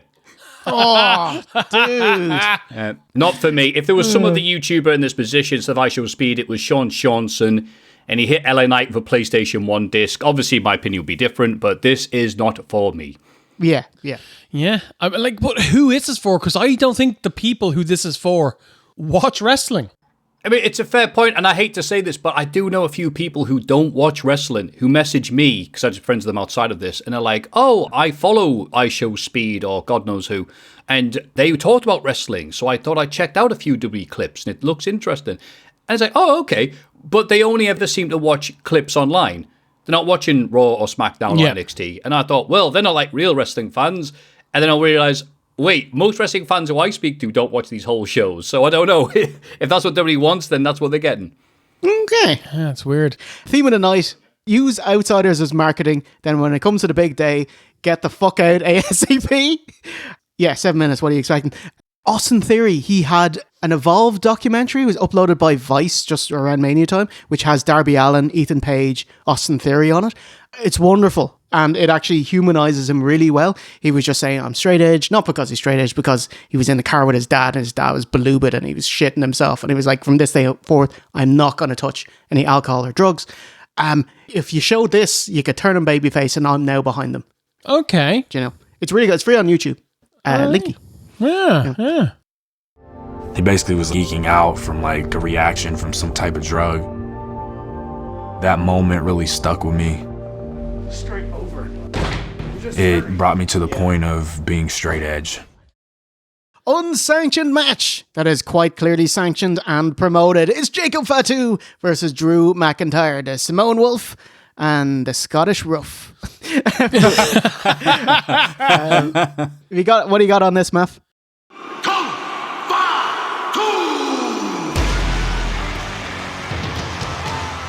Yeah, so it's very curious that they put 2 matches that were anticipated by some people. I mean, I'm sure the casuals were excited at the first match, but now it's like, are you ready for an unsanctioned match? Second match on while it's still daytime.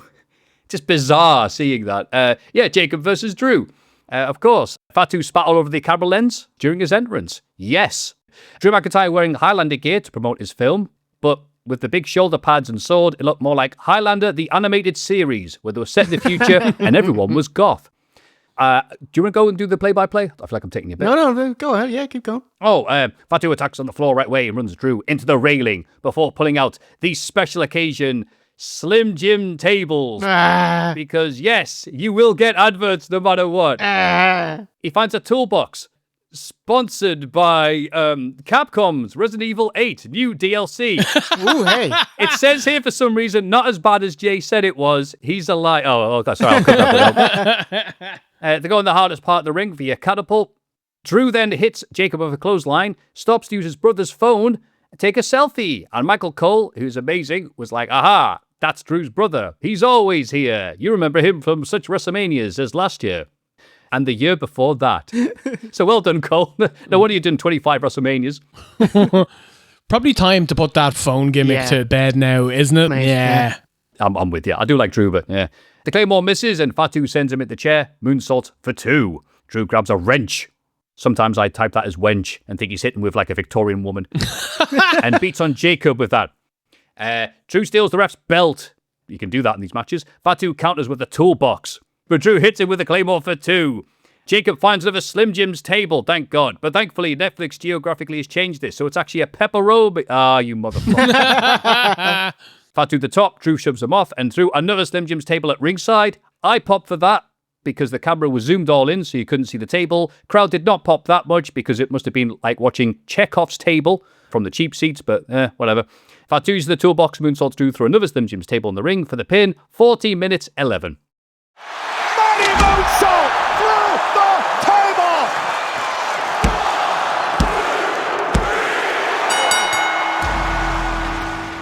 But it was just okay for the second match in. It wasn't essential compared to some of the other Drew McIntyre matches, and even Jacob Fatu brawls we've had recently. So, not bad, not great, just kind of there. What did you think? I thought that this match was your typical WWE hardcore match. You see this about a dozen times every year. They go to, this is a New Orleans street fight. This is a Tennessee street fight. And I was like, this build was quite good. They had lots of kind of like heated brawls. They were fighting on like scaffolds, and Drew cuffed him to a cage at one point and battered him. And I was like, it built to the match, which was tamer than most things they did in the build. So yeah, the match was fine. You have two good workers, but I thought as a piece of booking, I thought it sucked. Yeah, it's a HoS match, but we've seen better HoS matches over the last couple of years. You know, taking on Damon Priest, taking on Gunther and Shamo. That match was awesome. Taking on Brock Lesnar, and this is just, hey, and I tell you what I don't give a shit about? Oh my God, it's a Samoan lad. That's the least interesting gimmick. I'm from the AEW Dynasty. Yeah, the Samoans everywhere. Ricochet's got one. You know, yeah. So it's they're like just giving them away. It's like the NWOB team at this point. This is Stevie Ray and Virgil, but we're actually brothers. Fuck off. And CM Punk had a really great line. He was at Comic-Con last year with Jacob and Yeet Man, and he was like, you know, when a Rumble's coming up, we should have a men's Rumble, a women's Rumble, and a Samoan Rumble. Okay, I like that one. Awesome. The 3 genders. 3 genders. Please tick the box. Man, woman, Samoan. Is there any truth to the rumor that next year we're going to have a male Royal Rumble and a female Royal Rumble and then a Samoan Royal Rumble?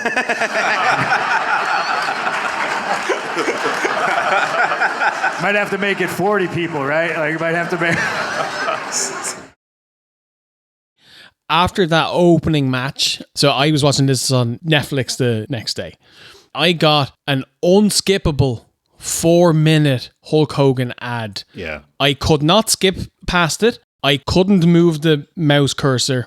Couldn't hit the forward 10 seconds. They wanted me to sit through an unskippable 4-minute ad. So I rage quit the show. I opened up... No, I feel like I should be able to say that because I pay for WWE. I pay for fucking Netflix. And the product they gave me is so unwatchable. They punished me for paying them. And so, yeah, I had to find a copy of it. to have somewhat enjoyable watching experience. Okay. God knows what it must be like for people watching it as is. Yeah, you're right. Especially because it's adverts for things you can't buy over here. I'm not going to get the Motor General to check out my car insurance. I don't think he's a general at all. Yeah. If I had to have bits on TV where comedy clown R-Truth has come out and explained how to order the ESPN app and get the first hour free and et cetera, et cetera, et cetera. On top of all that, to then get Advert Mania. Or some person called it the Ad-itude Era. Hey, that's good. That's good shit. That's good. I wish you credited the person who said that. I'm sorry, but... That's gonna stick. The Ad-itude Era? I stole your joke like V1 stole this pay-per-view. Oh my god. I actually just want to say about the Ad-itude Era. Ad-itude? Fantastic. Yeah. The reason why there's so many ads on the show, ESPN needed the fucking money because they paid $1.5 billion to WWE to air content that's available elsewhere. It's a 5-year deal. Apparently they're very unhappy about it. So let's try and recoup some money and just riddle WWE WrestleMania with ads. But the positive is that all the matches were quite tidy. You know, it's like, here's 7-minute match, 8-minute match, 12-minute match. You know? Yeah, but that's Raw. This is WrestleMania. After watching a lot of AEW, I thought, wow, I'm really happy to see a pay-per-view with some short matches. And then I got what I wanted, but like the monkey's paw curling up, I'm like, no, this is... It turns out I was wrong. Hideously wrong. Okay, match number 3, we call it Actual Mania. Women's Tag Team Championship. It's a fatal 4-way, a 4-tag team match with 8 ladies. We got Alexa Bliss and Charlotte Flair versus the Bella Twins, Asterix, versus Lyra and Bayley versus Nia Jax and Lash Legend. Alexa is out first, looking like a chimney sweep. Yeah, okay. She puts her face up to an exhaust of a car. Charlotte runs out. You stole my bit! You stole my bit! Charlotte, she is out next. And when she enters, cut to Ric Flair crying in a bar. Oh, look, Charlotte is entering. Yeah, but he didn't know WrestleMania was on. It's super lovely until you realize Ric Flair is in a bar because he's not in attendance. He was banned from WrestleMania. Hey, Jay, what bar is Ric Flair drinking in? Whichever one will have him. Flair threatened to beat up Ludwig Kaiser, calling him a 24-year-old Englishman. There's nothing worse than being called English, bloody hell. He is 35 and he's German. Yeah, I was just saying, so he's blocked from appearing at Mania, you can't be backstage. And I was like, Triple H, the guy in charge, he loves Ric Flair. Can you imagine how big of a bell end you'd have to be for him to block you from showing up? And Kaiser wasn't even wrestling at WrestleMania. No. He was on the SmackDown piece of shit a few days ago. No. Oh, yeah. He was on the Andre the Giant Battle Royal where he went over the rope with the other Grande Americano lad. Yeah, and Charlotte was in a nothing tag, so Oh, hey, Bayley, you're getting that WrestleMania tag slot with Lyra that Becky got last year. And here, you could have had all this 8.5-minute throwaway match. Ooh, the Lasher. Lash Legend and Nia Jax dressed as Sexy Demolition. It was awesome. I loved it. I think that was, as sad as I'm going to say, this might have been my favorite moment from night 1 of WrestleMania. Oh, no! Yeah. I'm with you. That should be their look going forward now. Yeah, totally. Here comes the kink. Here comes the fetish.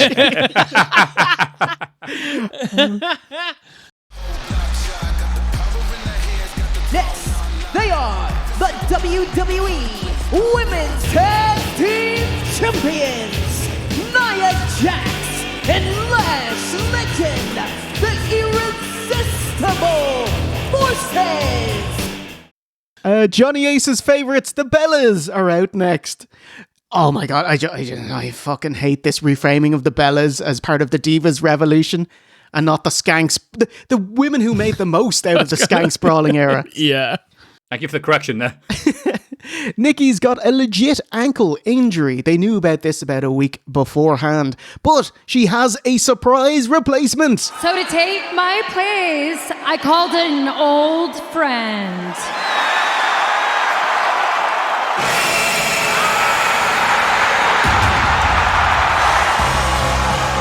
She's back! Michael Cole is like, it's Paige! Nobody saw it coming! And the director did him dirty. They immediately cut to a sign that says, Paige is back. Oh. And the dude's wearing a purple and silver Macho Man outfit. So it's like he's not even conspicuous. This would have been amazing, but I got spoiled on this. Someone had texted me, hey Jay, Paige cancelled her WrestleCon appearances. I was like, see, there was a big picture and like Tatanka was at the bottom. So, I get all Tatanka news. This is the news you get. But hey, there's Paige. She last wrestled in a Go Nowhere 4-way in AEW, October 8th, 2024.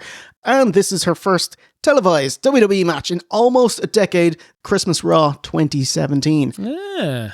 Paige with the win. Paige, of course, who made her main roster debut as Lash Legend starts things off now. Quit hot dogging. Let's see what you got, Paige. Hot tag. Fisherman suplex. Yeah, looks good. Paige Turner. Double clothesline out. Paige and Charlotte. Do you think you're special? They let this moment. Not really. No. You know, there's a history of the two. They're from the submission sorority. Oh yeah. We're like Cole is like, and these two have been tagging since NXT. Man, like, who's feeding you these lines? You know, like, no, they debuted on Raw as a team as porn ladies. Sorry, Paige. Oh no. Natural Selection, Twisted Bliss, Rampage, and Implant DDT. I'm so impressed Cole knows all the gimmicks off by heart for these moves. 1, 2, 3. And Paige celebrates her return to WWE with a tag title win. Paige! Rampage! Paige and Bray win the tag titles! What do you reckon? Better than a match you'd see on Raw. Something you'd see second match on the card on, Fastlane? Backlash in Paris, Ooh, hey. It's like, so it was like a solid B-side pay-per-view, Like I said, the best part was Nia and Lash coming out in their awesome white demolition gear. Fantastic. Bring it back, girls. Keep it every single week. But I have one question that I want to ask you guys. Which wrestler has more name puns for moves, Paige or Edge? Because everything is a gimmick. Edge, Education, Educator. Edge-o-matic. Oh, wow. Dr. Edge, man. Yeah, okay. What do you think, Matt? It was annoying seeing them do a really good job of building up the women's tag team division, which they've never really done, if we're being honest, until the build up to this. And they were having pretty alright matches on TV. Some very good matches in the case when the Kabuki Warriors were involved on Raw. Obviously, they're not involved in this. But it made you feel like this was a time when they go, okay, we're going to stop the bullshit. We're going to make this a respective division. And we got an 8.5-minute match out of it. Just very little psychology because it's a 4-way and you have 8.5 minutes. So it just ended up being you do a move, I do a move, you do a move, I do a move, Paige wins. Yeah, not much to it. Not bad like the early matches, but just kind of there. Which is not a good thing to be saying 3 matches into a WrestleMania. Which is a good thing to be saying for every match so far. Yeah, good for Paige.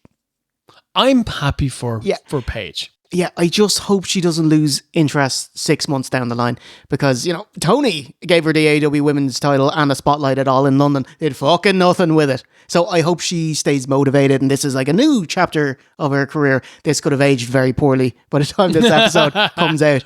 I had to laugh at Michael Cole saying, Paige, winding back the clock. I better not include getting back with Alberto Del Rio. Oh, God.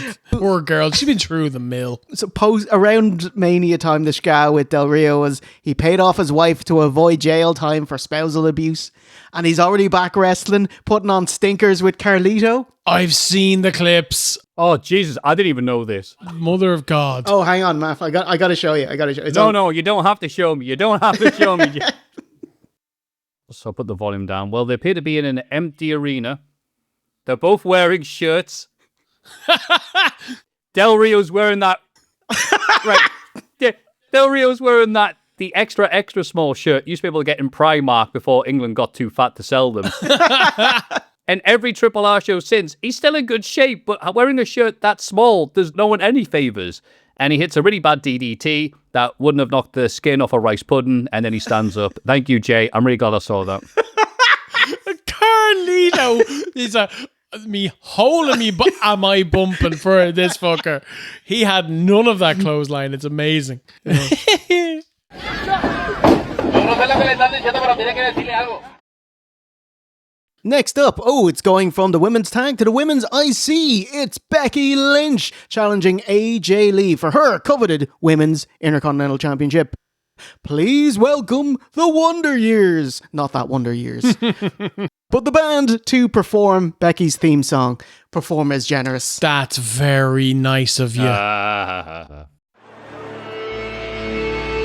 man has come around!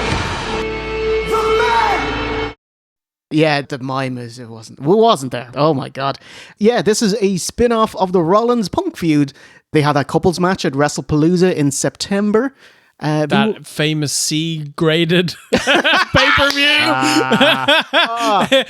CSPN, I believe it's called now. Yeah. And the guy who gave that rating was not allowed to have a press badge for this Mania.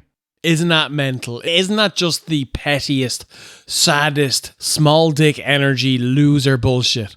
Yeah, Andreas Hale. Yeah, he also covered the Janelle Grant case, I think 2 weeks prior, and WWE. Oh, fuck. But there's no scrum after the show. If you were going to WrestleMania, you're watching the matches. Yeah. So he's going to report on the matches. So yeah, it's very small dick energy here. Oh my God. Quizzical build online as Bex was just given out about women not being anywhere near the main event since, unless you count NXT, Elimination Chamber 2024. That was Rhea Ripley in Australia. Yeah. And yeah, you got a point. This is a fucking nothing about. Oh, V1, AJ, how's her gimmick? A shite. Is it still? She is a near 40-year-old lady who prances around the ring like she's still 16. And I think it's incredibly cringy. I like AJ. I thought she was great back in the day. I thought she made herself into a star. But her stardom was mostly in a non-wrestling role. She was Raw GM. She was with... Yeah, she's great. She was with Daniel Bryan. And also great. The Dennis system, yeah. Yeah. And then it's 2026 and she's back wrestling and women's wrestling has come on in leaps and bounds. And she just hasn't. And she's been left behind and she's having mediocre matches and it's not great. She should have got trained by Stephanie. And now for the first time in 11 years at WrestleMania, AJ Lee skips her way to the ring. I liked AJ Lee's Attack of the Clones entrance, where if you look very carefully, you saw one of the little minions seeing the size of the crowd and went, "Nah, I'm scared," and ran backstage. I was fucking adorable. Oh my God. Biggest pop of this match was AJ has a Resident Evil Stars patch on her boots. She does. And she had Foxhound as well. Yeah. Amazing. Ding, ding, ding. Black Widow attempt. And Becky immediately swings out of it as she jobbed to that at WrestlePalooza. Manhandle slam. But this early in the fight, it's not getting the job done. Earlier, Becky took the turnbuckle pad off, but the ref put it back, calling Becky insane. More handbags with Jessica the ref. We get the Earl Hebner spot of "you shove me, I'll shove you back," which is pretty great as Becky has been jabbing at her on Twitter for a while now. It's been a fun thing. A second Black Widow, but the ref is between Becky and a rope break. Is Lynch going to escape via grabbing the ref? No, but kind of fall down, kind of blown spot, is a bit awkward. But hair pull diversion, expose the turnbuckle steel rung. You gonna hoe train me? I'll pull the ref in the way. Then smack AJ's head into the steel. Manhandle slam. And 1, 2, 3. Baxter brings back the belt to Ballier.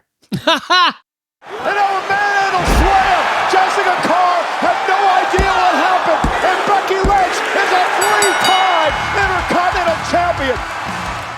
This was a lot better than the Elimination Chamber match where they went out and wrestled for 15 and a half minutes, and God did it feel like it. So this is one of the matches on the card. I'm glad it only went 8 minutes 10 because AJ Lee, it's nice that she's come back and got this nostalgia push and she's getting all the cheers and stuff like that, but after this match, I'm like, okay, could she go away now? Yeah. I'm happy she's here, she's in great shape and all this stuff there, but like the Bella's coming back, I'm like, what do you want? You're just here forever now. It's the same reaction I have when Matt Cardona stayed around after making that one cameo appearance during Cena's retirement. I'm like, oh, you're just staying, are you? Oh, you again. Mark-ass stooge, an indie nerd. And that's all I have to say about this. I thought we would get Becky versus Nattie. Becky was limited by Nattie at the Rumble. Instead, we got this feud that I don't think needed to go longer than it needed to. Because they've been feuding since like October or something. It's been like 8 months. None of it's been good. I hate to break it to you. WrestlePalooza was September. Oh my God. my God. It's even longer. I thought this was incredibly disappointing. Yeah. I thought this was the weakest match on the show. Honestly, you could make an argument this was the weakest match on WrestleMania. This is your second biggest belt for the women. Becky Lynch is... I do think she's been overtaken by Rhea Ripley as the biggest female star, but she's still an enormous star. Yeah. And they weren't given time, but that may have been a blessing because I just don't think AJ Lee is capable of going out there and having like a WrestleMania quality match. Yeah, it was nothing. Like, the crux of the storyline wasn't even AJ Lee versus Becky. It's, setting up a potential match in the future between Becky Lynch and the referee. But Shane Shule's ears just pick up. But as you said, it's a build that's played out on fucking social media. Like, it's been hinted at on TV, but it's not really a feud, Yeah, I did not enjoy this. I thought this was poor. Yeah, I thought 8:15, it got what it needed to done, but very efficiently paced. The positive is that it was short enough that they didn't need to pause and regroup, like it was a one-shot hurtle to the finish. But Becky's right. It was unimportant and nowhere near the main event, so she's onto something there. Oh, I do have one positive. Speaking of Becky, she did an interview with Dan Soder. He's a really funny comedian. She mentioned you got to pay for your own travel. And it's mental that we're stars and we're booking our own flights, cars, accommodation.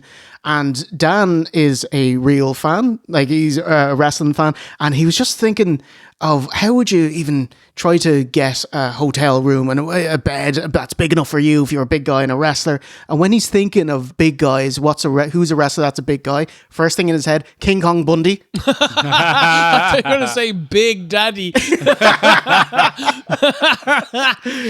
So there you go. They had to call ahead and go like, "Hey, Ramada, I need a room for King Kong Bundy." Exactly. And like, do you have I've been in hotels and they go, "We don't have king size. We only have queen size beds." What do these guys do? These guys just go, "Well, not sleeping comfortable tonight." Yes. Holy That's shit. it. And then you have to bump the next day. Post pay-per-view, we got a photo with Paige, AJ, and the Bellas calling themselves the original 4 Horsewomen. And it's so funny, Bailey was in the comments. It said, "Never in my life have I ever heard anyone call you guys that." Yes, get him.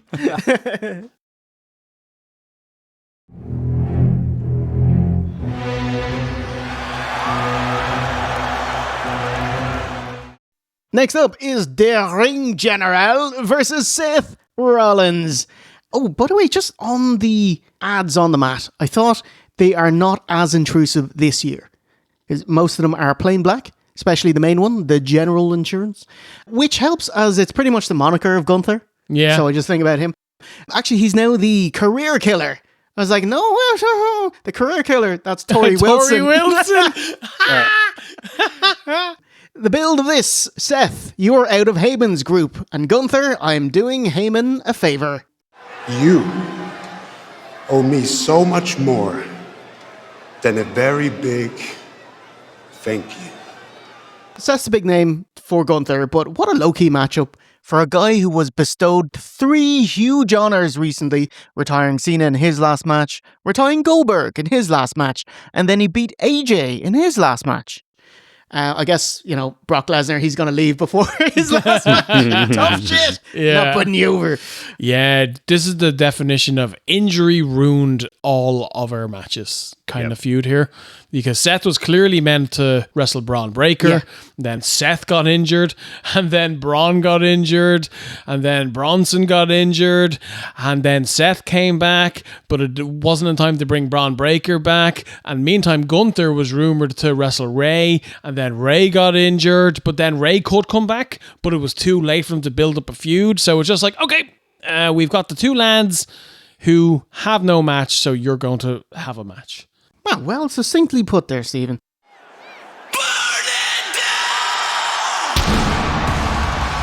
Seth is out last, and he has a pretty awesome smoking jacket. I thought this entrance was fucking cool. This was the second best thing on the card so far. Wow. After Demolition's You're gear. not going to get followed, Stephen.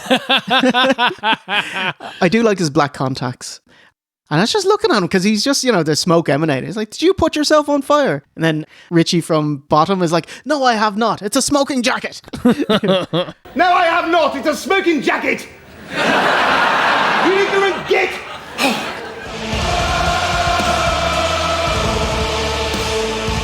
Pearl Harbor to kick off. Suplex. Power bomb. But Seth cleverly rolls out, you're not pinning me that early. It's weaved into the match, but Seth has been piling up the injuries lately. As you mentioned, July Saturday night's main event, a knee injury. But thankfully, that was a work. We worked them, brother. Worked the sheets. But Seth returned to a shoulder injury, forcing him to give up the World Heavyweight Championship, which kept him out completely until tonight. Quick scamp Seth grabs Gunther off Brett's rope and goes for a buckle bomb. What's not said is that he was sniffing Gunther's crotch for a solid 10 seconds before that. Both nostrils, mate. Tope Suicida, once more, is countered. Powerbomb corner edge of the mat. Ow. Powerbomb on the apron. Kidneys first. Powerbomb onto the table. Looks like a Wii U. What is that? I don't know. Anyway, counter a powerbomb and Seth is back on his feet. The deck doesn't break. Pedigree doesn't break. Oh my God. Gunther. I love Gunther. I think he's one of the best wrestlers in I like the umlaut North America. He did not want to take that pedigree. He somehow managed, in the midst of being midair, crashing towards the mat, completely turn around and do like a back bump. It was brilliant. Pedigree on the table. The second worst table spot over Mania. Talatonga. He was set to go through the table against Jacob, and he just schwabbed and fell off the table. Yes. He had to just meekly just get back on board and do the spot. Curb stomp doesn't break it. I was like, fucking hell. Obviously, these desks are built to break, but is there a massive latch underneath There must be. keeps it together? Just so Michael Cole doesn't lean and it... That's Braun's cue to Becky! Throw Mr. Becky back in. Gunther slaps on a sleeper hold. Can he send Seth to the sweet release of sleep? And yeah, he does. Seth's out. Ding, ding, ding. I think he's out there, Cole. Rollins is out. Gunther wins. Braun Breaker came from out of nowhere to end Rollins' WrestleMania dream. This is the end of Seth Rollins' WrestleMania dream. It's my dream to be fifth on the card. in the match with no build. What do you think?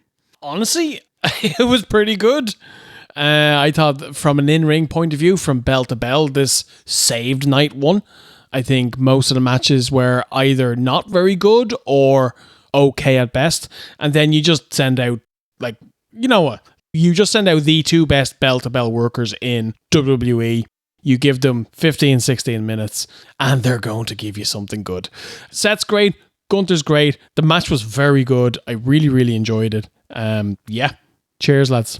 Yeah, I agree. I want to Seth, excellent worker.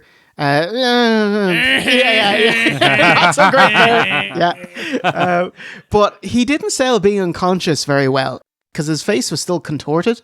Like, if he was out, he'd be limp, expressionless, you know? And Cena's smile, like, I would either have you're smiling because you're out of it, lack of oxygen kind of thing, or maybe he's like exhaling, it's over, say goodbye. And that's actually quite nice. But, oh my God, post-match, WrestleMania roadie run for Braun Breaker. He does the big juggler, and a big spear. Seth sells it like shite. Looked horrible. Awful, lads. Come on, it's WrestleMania. I think it's like one of those things where it's like he ran so fast that he didn't want to actually break Seth in half. And so they kind of like missed. And I was like, but they'll fix it in post. Yeah? And it'll eventually look great. Okay. What do you think, Mav? I'm with you. This is the first match on the card that made me feel like I was watching an actual WrestleMania. They wrestled like they actually despised one another. Not even Drew and Jacob wrestled like that. I'm glad Braun interfered because, let's be fair, this was a last-minute change. Jesus. Just taking hell, all right, you two having a domestic? What the fuck's happening? All right, go ahead. I'm glad Braun interfered because, let's be fair, this was a last-minute change and the guy Seth is beating with wasn't even at ringside. No Paul Heyman for this. So I'm glad we're getting more. We're getting more. All right, fuck that off. Sorry. Sometimes I write notes and just get bored during the note and I just read it out like an idiot. I'm not happy with Gunther being the person WWE decided who's going to retire Cena, retire Goldberg, retire AJ Styles. Fantastic. I agree with that. ... And then forget to give them a WrestleMania match until 2 weeks before the show. It's like, what's the point in giving that guy that big a push and then forget that they put a rock on his back? And the guy who lost to him last year, Jey Uso, was being treated better, and he was fighting 2 streamers this year on the card. So I thought it was all right. And I was like, oh, goody, we are going to get Seth versus Braun. That's fine. And Gunther won. So far, match of the weekend. Hooray! And you ask me, well, no, you don't, but I'm telling you anyway. What is Seth Rollins up to after Mania? Right back to being a knob. He was on Good Morning Football and he stormed out bitching out host Aaron Rodgers because your man was jibing him and he's like, I'm out of here. But hey, it turns out it was a work. Oh, fuck off. Oh my God. Take the towel, take your phone. Don't just disrespect the towel. You can just Seth. He's actually walking off.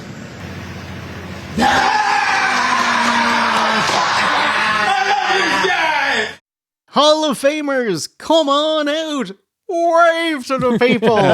Blow them kisses. I think that is my most quoted line from The Simpsons. I think that one. It is great. Do you know what they should have done here? Okay.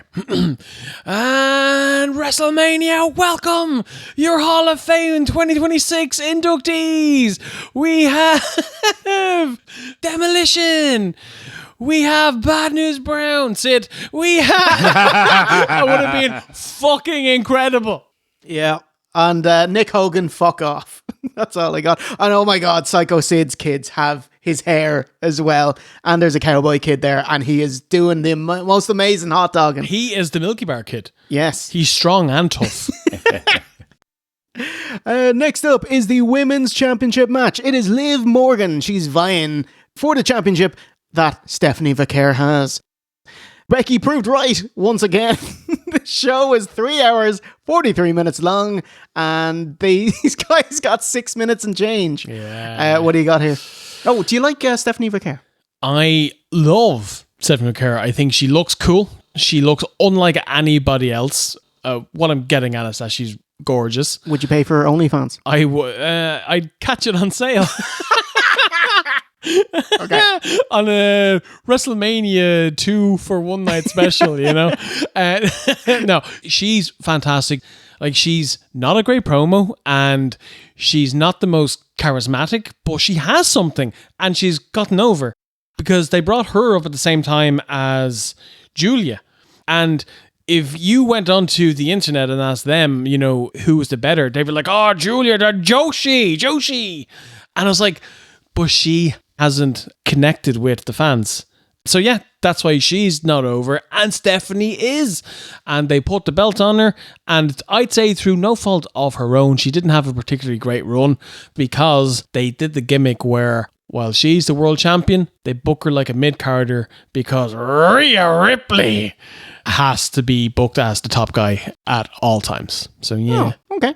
Yeah, I mean, this match was 6 minutes 50, as you said, but fair enough if they're going to have Liv do a whole ass dance routine on her way to the ring. Then, all right, then, now wrestle. It's like, bloody hell. She'd be knackered. Yeah. It'd be funny if she did all that, and then Steph just rolled her up and pinned her. And Liv just goes, I shouldn't have done that dance routine. I shouldn't have stopped for that dance routine.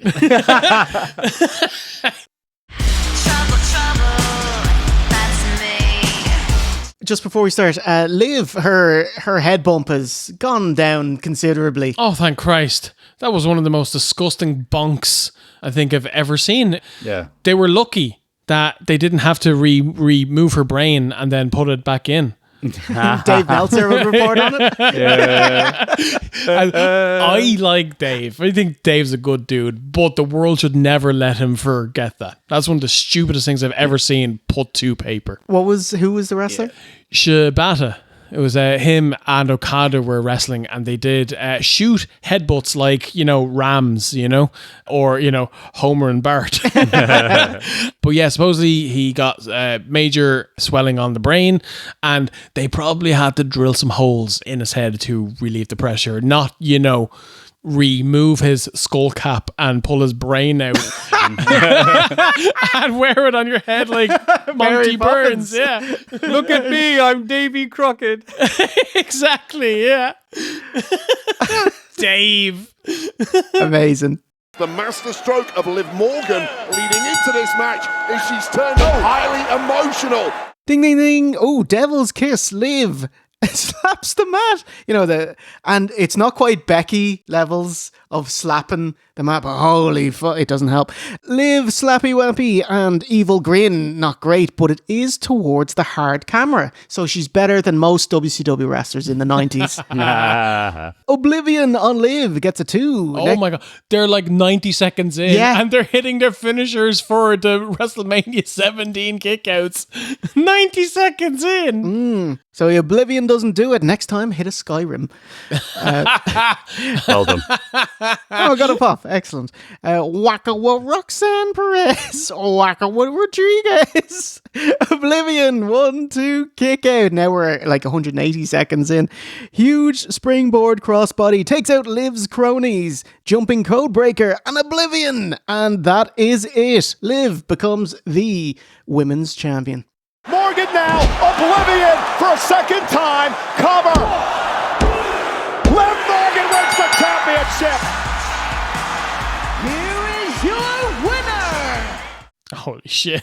This was like watching WWE Speed. Wait, is that the Twitter match?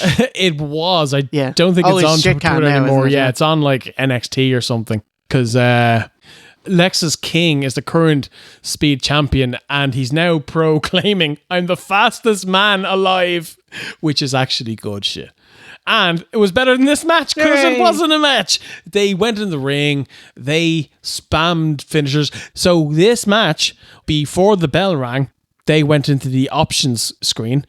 They went into the how many finishers do you want to kick off this match with, and they maxed it up, and they just went in ding ding ding L1 L1 L1 L1 L1 down in circle. And that's it. There we go. The end. Maff, you got anything for us? Yeah, I'm with you. Felt like the last 6 minutes of a 15-minute match done very quickly. It's a great, weird spot. They had Liv tease doing the Devil's Kiss to Steph, but then Steph powered out and the crowd booed. You're like, that's a heel move. Liv is technically the heel in this match, but you wouldn't know it because the crowd cheered for her anyway. She did the triple suplexes because she knows a Mexican. And then, she won, and then it was over, and it was like, did I blink? So, disappointing, but not because of the people involved in the match. Yeah, the main takeaway I had is Dom comes in to celebrate with Liv afterwards, and he has a white work shirt and Marshy shit your pants, coloured pants, and it's like, that's Mankind. He looks like Mankind.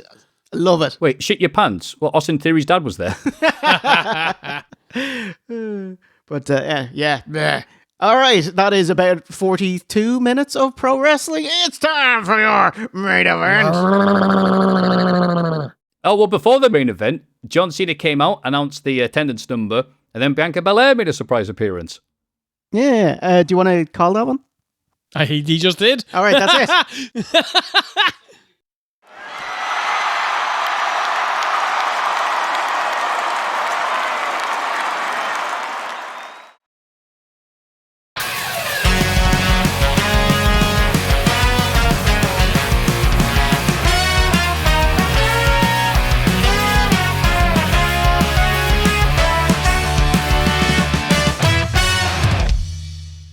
So it is time for your main event of night one. It's the Can we skip this? Oh, sorry, did we miss anything else? No, I mean, can we skip it? Can we just go to night 2? Oh man, this is my favourite part of Mania. Actually, Are you kidding? Besides Oh, Hornswoggle. It is the undisputed WWE Championship match. It is the champion Cody Rhodes defending against Randy Orton. And finally, we get to Pat McAfee. My God, one of the most quizzical championship builds in history. Orton is trying to be vicious, gets cheered, but he has an ace in the hole. Who will it be? I gotta ring up. Who's it gotta be? It is Pat McAfee, who is already known to wrestling fans, and therefore will he add anything to this? And also not part of a wrestling family, which was part of the build. Hey Pat, why don't you go out there and start shooting? How come there's so many unsold tickets to WrestleMania? Howled. I was so happy he said that out loud, and it was on a TV show and it aired, and it is part of history. It was incredible. It wasn't cannot it? be scrubbed. Tickets to WrestleMania are still somehow available when Randy Orton is around. The business that you're leading is terrible. Why are you going for smarks? Like, this is a tremendously smarky promo, but why are WWE going after smarks? Smarks have bought tickets months ago. Yeah. And like right now, if you're going to Las Vegas, the flights are insane. The accommodation is insane. So the only people that would go to WrestleMania are locals. Yeah. So you need a broad build, not people saying, maybe Russo wasn't so bad.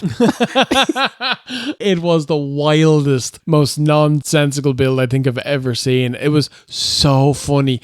In storyline, WWE is shit. Yeah. You know? It's weird, isn't it?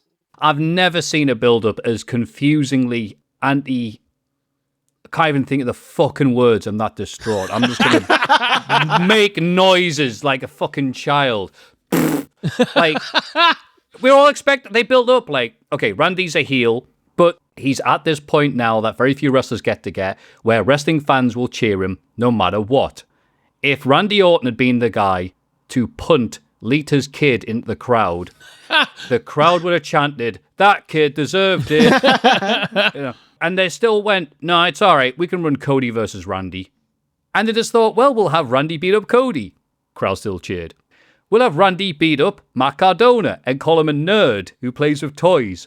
Crowd still cheered. Oh, so funny. Mark-ass stooge, an indie nerd. We had him kill Jelly Roll. Crowd still cheered. So you'd think Pat McAfee being involved with Randy Orton and cutting some of the worst rah-rah promos I've ever heard. Quote, WrestleMania Night 2 looks like ass. Don't buy it. By the way, there's a discount code if you want to get a Mania ticket. And all the other lines he said, like, I'm doing this for the Attitude. People remember the Attitude Era when wrestling was good. And everyone else who's old enough to remember the Attitude Era going, Randy wasn't an Attitude Era dude. He's a Ruthless Aggression Era kid. Yep. Wrong on so many levels. It would take another 3 hours to explain it all. So we'll move on. And the crowd still cheered Randy. They just booed Pat. And had Randy even point out, well, I'm just with Pat because, you know, he's there. And making it clear in the story, he's just kind of there for the ride and isn't really that with Pat, really. And again, WrestleMania main event, night 1. This business that I loved since I was a kid, I could no longer watch. I thought it was absolute shit. Yeah. And then, Wild. And then, like the same show, Triple H is like, Cody, you go out there and you fix this whirlwind.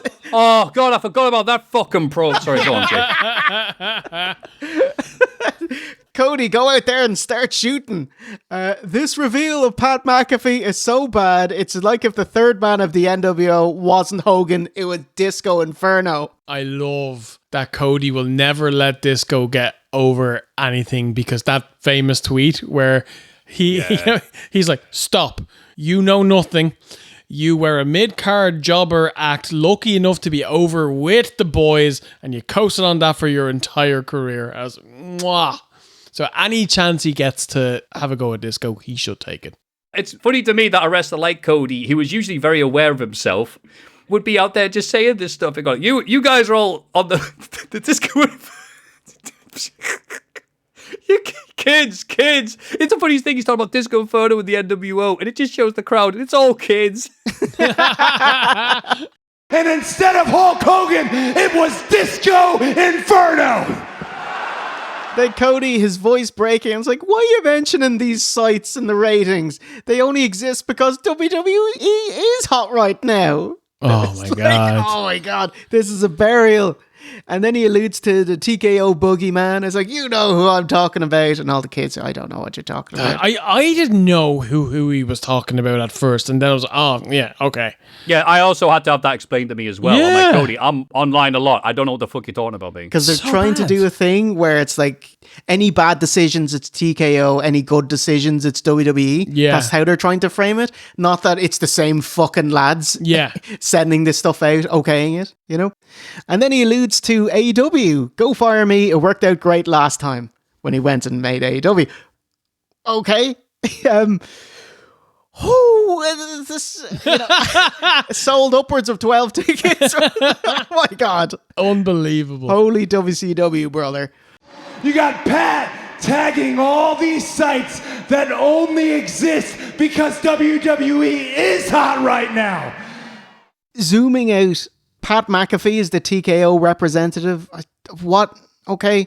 Cody Rhodes. I do think it's weird that he's gone, hey, TKO, you can fire me, as if he's not the perfect corporate champion. Yeah. He dresses amazing and suits naturally, and he's got the lineage with Dusty Rhodes, and he has great matches, so there's, and he speaks very corporate friendly as well. So there's nothing bad about Cody. Like, you would want Cody Rhodes to be the face of your company. Yeah. So it's very odd, you know?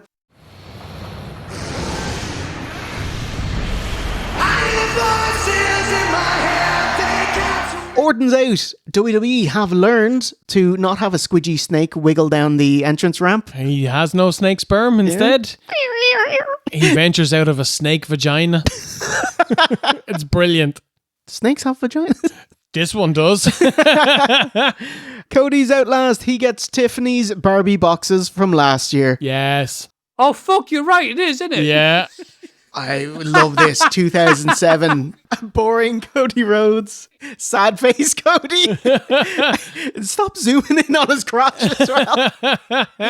And we got a bit of Stardust. Yeah, which got a huge pop. Yeah. People fondly remember WrestleBolics. Yeah.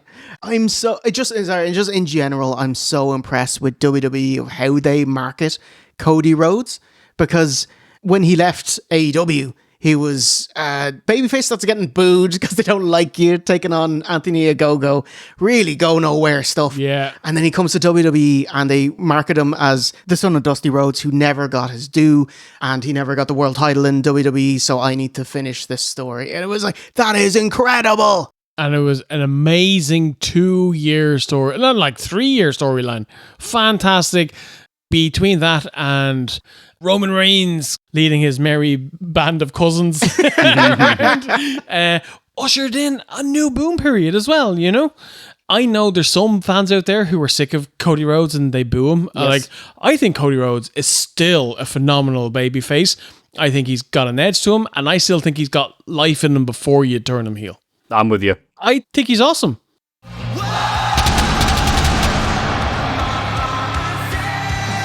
Randy creeping up on history. Don't ring that bell yet, Charles. One last thing. Main event, Pearl Harbor. Pat mimics kicking Cody as well. I flip my shit. I've turned the corner on Pat. He's the best. He's a hilarious scamp. I wouldn't have him as the most important piece, the key to WrestleMania. You wouldn't have him as your Jar Jar. Yes, no, I would not. Jelly roll, elbow drop, and there we go. The commentary table breaks. So Pat's out, Jelly roll's done too. I do like this, WWE taking out both celebrities before the match starts. They promoted the show, they've got their spots in, they've had their clippable moments, and now fuck off. Yeah. Now, let's have a terribly booked match. Orton would love to break the records. He moves a minute closer if he wins tonight. Springboard stunner, nope. Tope suicida, nope.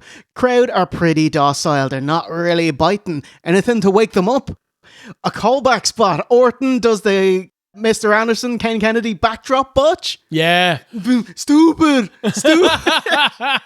Why are you doing that? That's just for Orton and Cody. Randy being spontaneously busted open. There's like, psh.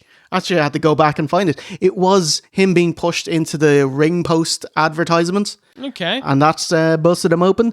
And Cody does the blood of you is on me. Fucking Brock Hogan 2002. Yeah. No heat. Not where you want to be. We're going Rambo style tonight. Let's switch finishers. Randy hits a crossroads. Kick out.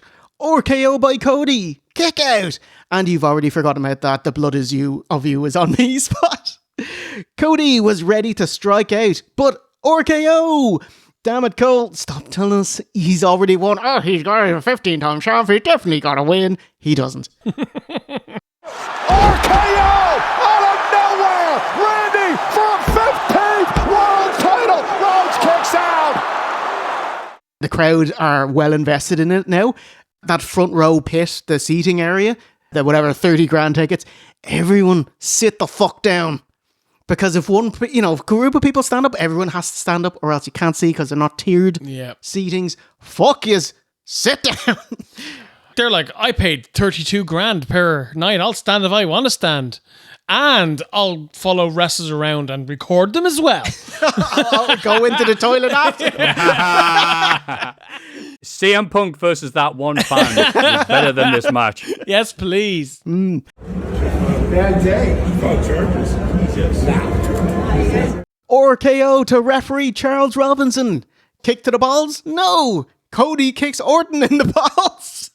Oh, by the way, just the builds to WrestleMania.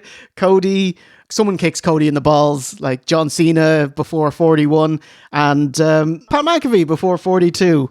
So he must, you're done having kids. That's it. Orton's poked in the eyes and the Viper stings referee Charles Robinson. So he's down. Who will officiate? Referee Pat McAfee comes out. Sunglasses, ref's jersey, neck brace to sell the commentary table spot earlier on. I love it. And he delivers a fair count. 1, 2, no. And Cody had to kick out. Finish of the match, Randy quizzically RKO's Pat. So our affiliation is officially severed, which leaves him open for a crossroads. 1, 2, 3, and Cody retains. Crossroads. Cover. Cody retains. An okay worked match. Cody's very good and Randy can be very good, but as 20 minutes of booking, I thought this was horrifically bad. I thought it was a failure on just about every level. It was a failure in the build because they didn't manage to make their top babyface likable going into the match. They failed to get the fans booing their top heel. And then every swerve that they threw along just drove it further into farce. And then you get into the match, and because they know that the smarky crowd is going to cheer Randy and most likely going to boo Cody, what they do, they flip it and they do a double turn. And they have Cody working as a complete heel. He's mugging to the camera with his evil face. And he's tearing apart Randy's known hurt back. And then in the post-match, they flip it again. I was like, was I entertained? Was I sports entertained? Yeah, sure. But like, I don't know what they were doing. I don't know what their goal was. I don't know what their plan was. I just know that from a storytelling point of view, they failed miserably. Yes. I tell you now, like, now that I've emotionally checked out of WWE, I can really just enjoy whatever garbage they're churning out.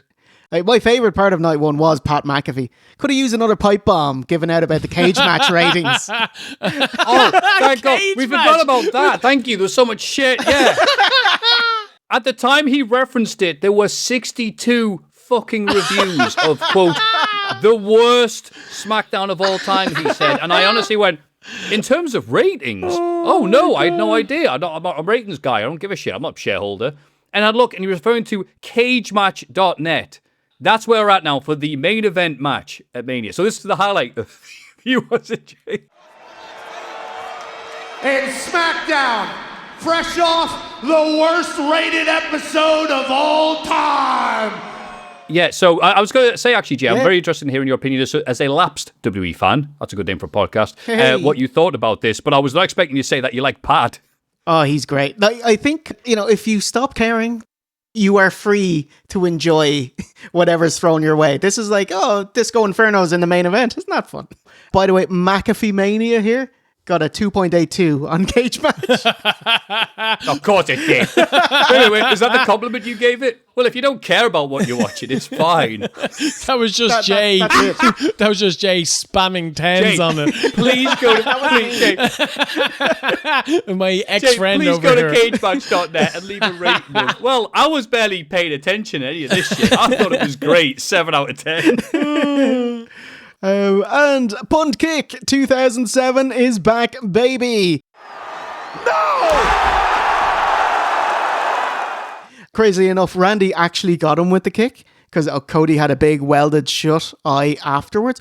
Actually, no, that was from the RKO earlier. They knocked heads. Yeah. The bigger sad thing here is that WWE afterwards, Cody, he's not doing any more photo ops for Mania weekend, including the tour bus ride. That cost 10 grand.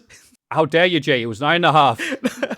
No refunds. Only exchange for equal or lesser value. We will give you famous... This was the best. This was it. I'm sorry. You know what? I'm going to give it this 5-star, the full fucking 5 on Cage Match. Because the only people who could afford to look at Cody Rhodes' bus and see where Cody Rhodes prepares his onions and takes a shit for 9.5 grand, the only people who could afford to do that are rich bastards. And I am so happy to hear that they got rinsed because of WWE. Absolutely fine with that. 10 out of 10, no notes. It's hilarious. By the way, I know Pat has been hated for ages. I thought he was bad through no fault of his own in the build, but I always liked Pat as a commentator. I thought he was an enthusiastic fan, and for me, that's better than a soulless WWE robot. Yeah, you could tell that he's been a fan for the last 30 plus years. Yeah. With the references he drops. Mostly the Attitude Era.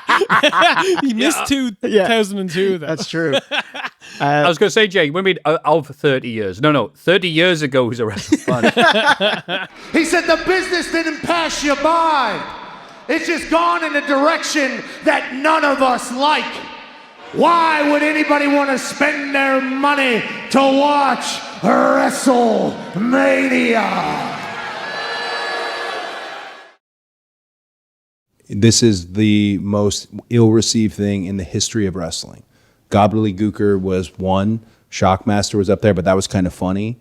Now that WrestleMania Night 1 is done, there's no more money to be made. Cody Rhodes went on to Sports Illustrated, calling Pat's inclusion the most ill-received thing in the history of wrestling. Gobbledygooker was one. Shockmaster was up there. That was kind of funny. Every single fan who ever seen wrestling has received this with, huh? So the worst received thing in the history of wrestling. I love the idea of Shockmaster coming out on SmackDown and be like, Cody, But the fall brawl sucks shit. Oh man, there was a bit of booking that was denied to us. Cody Rhodes, the next night on Raw, he was going to come out in an eye patch. Oh. And Triple H said, no, absolutely not. Aw, Hunter, mate. So the best you'll get is WWE Unreal, where Cody Rhodes throws down the eye patch. Well, Jay, there's a good point. Triple H doesn't want somebody in the show that wants somebody to go online and Google pirate wrestling. Oh, that's good. That's good. So much for his brother, Cody. All right, so let's see if WWE could pull a rabbit out of the hat and right the wrongs of night one. Will they do it? Find out after the break. After some man games. All right, see you in 30 seconds. Mate, you know, seriously could put a commercial after we just bitched about commercials. That's fucking great. Yes, Jay, yes. Fantastic. Anyway, do you have a picture of you flipping off the fans as it's airing? Yes. It's good. It's fun. He is a fun man, you know? We don't know one like Pat McAfee. You just have to emotionally check out. That's so fucking great. What a brutal review. And I know people online are going to hear that and go, I'm with Jay. I'm like, no, did you not hear what he said? If you're not following like a fan and just watching this when you want to do a podcast in between Resident Evil reviews. Where are we at now? This is the most brutal compliment I've ever heard. Now it's time to beat the mind game. Now it's time to beat the mind game.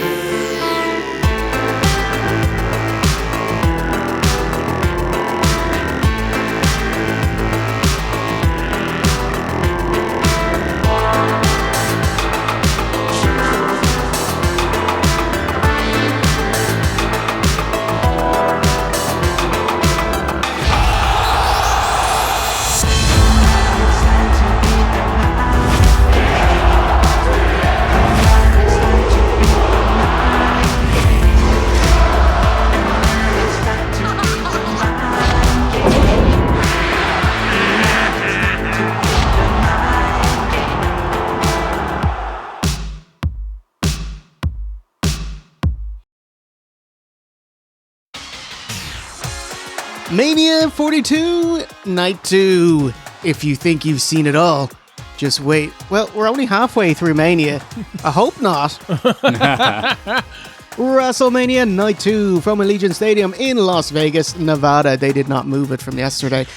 John Cena is back out. He says WrestleMania Night 1 was incredible. No self-awareness at all. WrestleMania is live on ESPN. Boo! Let's start with Oba versus Brock. Yay!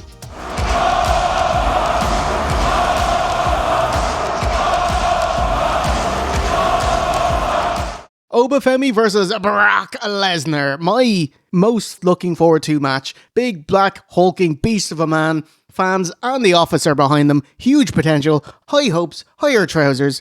Brock Lesnar is the big white hulking beast of a man. I'm going to smash you. I'm usually booked to do so. And the kicker is, given that Brock doesn't give a shit, pay me and I'll do whatever you want as long as the check clears and you leave me alone afterwards. There's a great chance WWE can do what's right and put Oba over. What's the name of the announcer for WWE? It's not Samantha. Alicia something. Yeah. A fucking cheek of Alicia something here. She's trying to do ring announcements when there's no belt on the line. Get fucking to it. Yeah. Even for the mid-card belt. No, it has to be a world title. Only the world title. Yeah, I agree. Also, I don't like that she doesn't have her own voice. She's doing an impression of the last girl who was better. Yes, absolutely.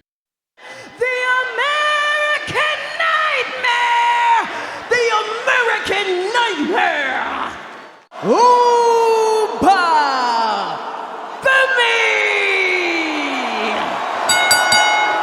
Ding, ding, ding. Hoss stalemate. Collar and elbow. I'll push you into the corner. But Brock, he shoots with a double leg pickup, takes control with a suplex. City, bitch. Finish of the match. Big head of steam, caught with an F5. Beep. Hawk no sale by Oba. And Oba hits a choke slam. Brock up, huge bump.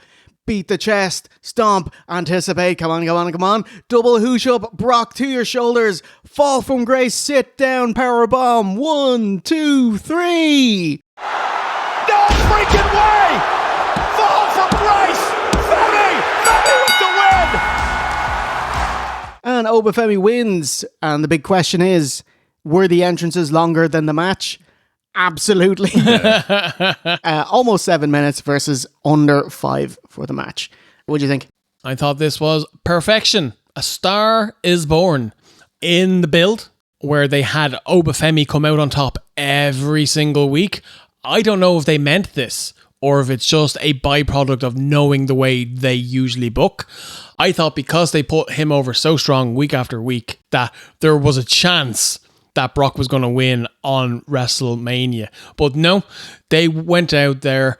They didn't quite have a Goldberg level sprint. Like Brock Goldberg from Mania 33 is still one of my favorite Brock matches of all time. But it was effective. They put Oba over strong and they made him in a single night. And I really enjoyed it. I thought this was the best built match on Mania. I thought it was the best payoff on Mania. I thought it was phenomenal. I agree. Do you think Oba's chant, Oba, it's a bit Goldberg? It is actually, isn't it? You know, has the same. What do you think, Maff? Well, I slightly disagree. I think Alicia Taylor's doing a better job than Mark Nash, who always sounds like he's trying to stay calm while falling off a cliff. But this had the main event feel, so I'm glad it opened the show. Very weird. By the way, in the time it's taken to do this podcast, a police van, a police car, and a fire engine have all pulled out near my flat in sunny Newcastle, up the biker. So, yeah, obviously due to the incredible length of the ramp, we have Oba doing his I'm busting out for a shit walk to the ring. And to make it more interesting, we keep on cutting the people in the crowd doing it. And boy, do people love doing that walk with the stunts. Yeah. It's lots of fun. It's such your dad at a disco thing to do. But it does look like fun. And that was it. Yeah, there was only one way this could end, and it was with Oba beating Brock. And thank Christ that's all they did. No issues here. I agree with everything you said. So I'm going to stop talking. Yeah, fantastic. Yeah, just the Oba walk. It's not great for WrestleMania because the ramp is so long. Most people only have like 20 seconds of an entrance. And like after that, they just walk. Yeah. Do you know what I mean? So, but you know, it was great that they put him over. And oh my God, what's Brock doing? Hey, he is taking off his boots. He's sliding. No, I was going to say sliding down his trunks. He's taking off his mitts. He keeps the pants up. Get your dick out. Get your dick out. And he is motioning that he is retired. And I'm like, well, you can't quit. You got the Saudi blood money next year. Oh, yeah. Actually, Tiffany Stratton, a fellow Minnesotan, she said she almost shed a tear at Brock's retirement. He's just the boy. I have no idea what. Like, I don't. Yeah, I think I heard it was. It's like it's some kind of meme that the kids do. Ah, okay. But and she's hip with the kids. Yeah, I've no. She is a kid. She's in her 20s. Like when I saw Brock unlace his boots, I almost shedded a tear. He's just a boy. It's his first time living too. So we have Junkyard Dog, SGT Slaughter, Viscera. I don't know any of these guys. SGT Slaughter, SGT Slaughter. Scooping Femi up to deliver a 7th. F5 cover by Lesnar. The ruler has been usurped. Next up is a 6-pack ladder match for the Intercontinental Championship. The build. Rusev came back from AEW, remember? Yeah. And that's it. That was it, Jay. Well done. He appeared a few times. He lost to Oba. And then he didn't appear again. Yeah. So we missed JD McDonough's and Dragon Lee's entrance. We're too busy ESPN getting their money's worth from Mania. Oh man, Dragon Lee had some cool wings, big massive wingspan things. They were awesome. México con 165 libras. Él es Dragon Lee. Rusev, big jobber aura around him. No. Ray, fresh batch of stem cells in him. And he's ready to bump. Javon Evans in his best New Day blistering highlighter attire. And Penta says the champion with... Matt, what do you think of his helmet? It's just Shao Kahn's helmet. Yeah, I mean, like, he was sponsored. Yeah. Yeah, it followed the advert for Mortal Kombat 2, and the 90s kid in me was aghast that a pay-per-view would be allowed to sponsor not only Mortal Kombat 2, but also Street Fighter the movie featuring Cody Rhodes. You can't pick both? Yeah, and Roman as well. Yeah, Roman as well. We needed some Tekken in there. Yeah, they're taking the piss of all these adverts. Oh, fantastic. Yeah, you're right. Wow, I can't believe Penta got the special Mortal Kombat entrance. I wonder who's going to win the match. Take it away, Jay. A lot of people are going to get hurt in this one. How can you tell Penta is over 40? His springboard crossbody has 0 height. Just over and down. A cavalcade of spots to delight and distract, including JD takes a back bump onto a ladder and you can hear him off screen go, Jesus! Yeah. The smartest shot. No! I don't like that at all. Take that back. Javon springboards from the top rope with an incredible flying clothesline. He also standing jumps over Rey Mysterio onto the ladder. Even if he's 5'2", that's awesome. It's fucking cool. He's an impressive athlete. Penta hooshes Rey over, who seats Rusev down through the ladder. The worst bump is Mysterio smacking his face against the ladder. Yeah. Oh my goodness, and the Rusev collapsing the ladder, breaking the ladder in half. Mysterio taking out Rusev. Dragon Lee and Rey fight on the ladder as Barrett says the belt is swinging wildly and cut to the belt barely moving. Time to wrap it up and take out the competitors. Rey, who is upside down, eats a double foot stomp. He is Browners. Flux capacitor to take out Lee. Penta Mexican Destroyer takes out JD. Looked perfect. Well done, JD. He took that amazingly well. Mexican Destroyer on the ladder. Just 2 left, Penta and the Bulgarian. Wade talks up Rusev, his ex-teammate from the League of Nations. He leaves out Rusev jumping into a cutter from the ladder. And they slow it down and you can say, is he like, oh, look, a penny. He just jumps. Fucking awful, lads. But Mexican Destroyer to Straggler Javon. And uncontested, Penta climbs the ladder and retrieves his Intercontinental Championship. Penta trying to grab the title. Penta still on top of the world. Yeah, in what is the complete opposite and an absolute turnaround from night one. We're 2 for 2. I thought this match was awesome.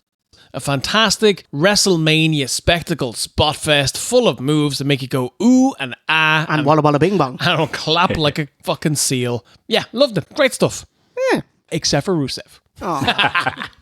I'm with you. The build-up to this was annoying because they just remembered after they did Unreal Season 2, oh yeah, Penta's supposed to be a star. So they've been telling us, no, Penta's done so much here after they haven't done much with him, if we're being honest. And it didn't matter by the time this match happened, even though I've seen a billion ladder matches, this one delivered. I had all the big bumps here, as you've said, the bit where Rusev ducked, so Javon Evans went and killed Maud Flanders. That was a big spot for me. JD took all the bumps and I was left very, very satisfied. And if I was watching on the ESPN app, I'd have thought, maybe I will give WWE my money and watch the rest of the show. Now I've been tempted with this amazing pre-show on Sunday Night Heat. Anything else on this? No. Me neither. Yeah, it was just really good. All right. Penta going home with a goal, won't feel a single wound right now. Just buzzing with adrenaline. And I'd say this Las Vegas audience loves everything they are seeing.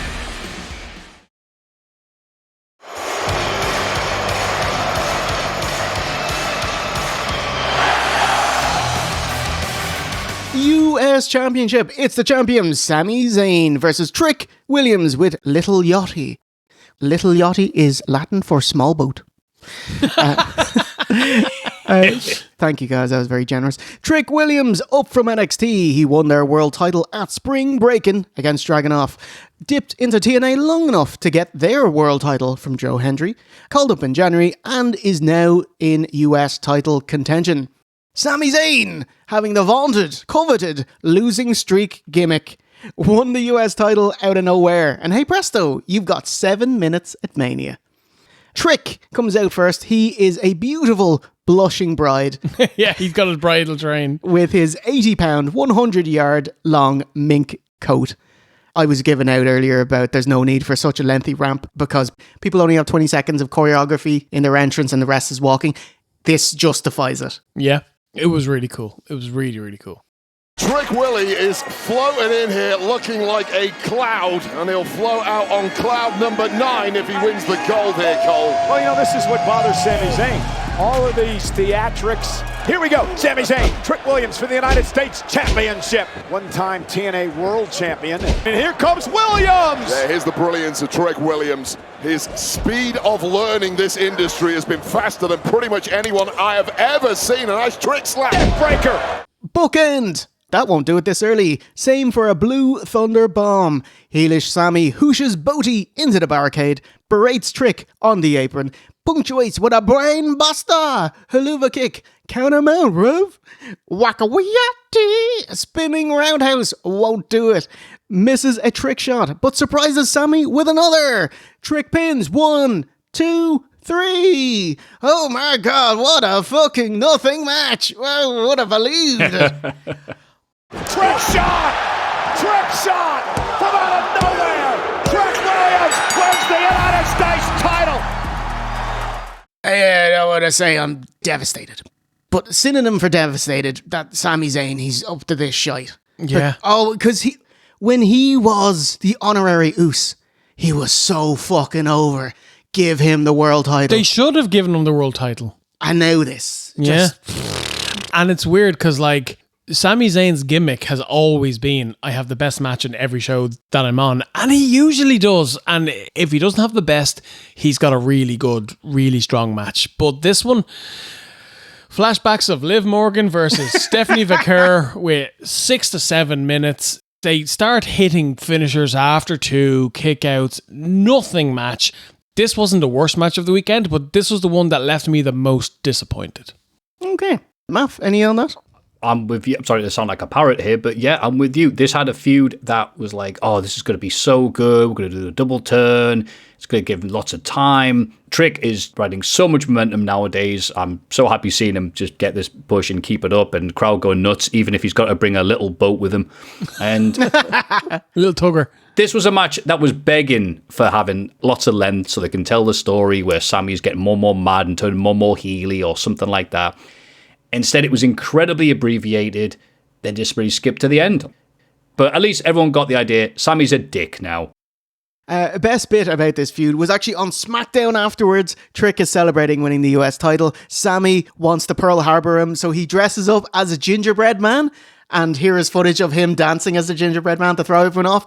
Died. Amazing. Also, Trick has added a hat. And he looks cool. He's Trick, but he's got a new hat. Like, it's an actual pimp hat. It's great. Wonderful. Look at this. Raining $100 bills. Oh! Gingy, what are you doing? No. Oh, Sami. Sami Zayn started this journey in 2002. A quarter century later, Sami Zayn is WWE Champion.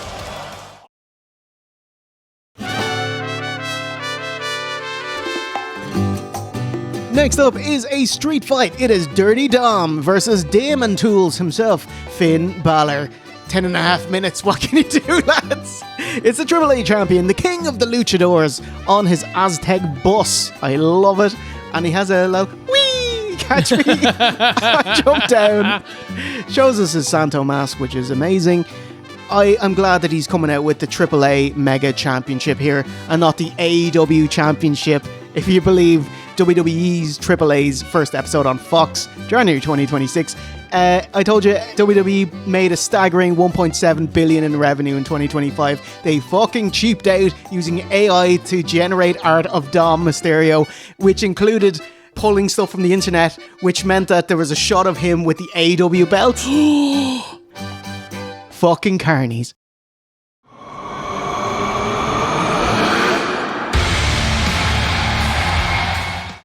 The Demon, Finn from Wicklow, comes out and he's demon. Streamers get popped. Love the Japanese streamers. They land between the spokes on his mask. You're not getting rid of them. No. There's no brushing them out, mate. He's like a dog who hasn't had his hair cut in ages and it's just like covering his face. It's priceless. He just kind of bats at them. Yeah. You know, great entrance. I just wish it was on later in the day and it was dark. Which is a major issue on the show because it never gets dark. Like, it just kind of hurts the ambience atmos of it. Back and forth ends with Dom in control with a disrespectful dropkick to the ropes and 619. Follows up with a 3-star frog splash. 1 count.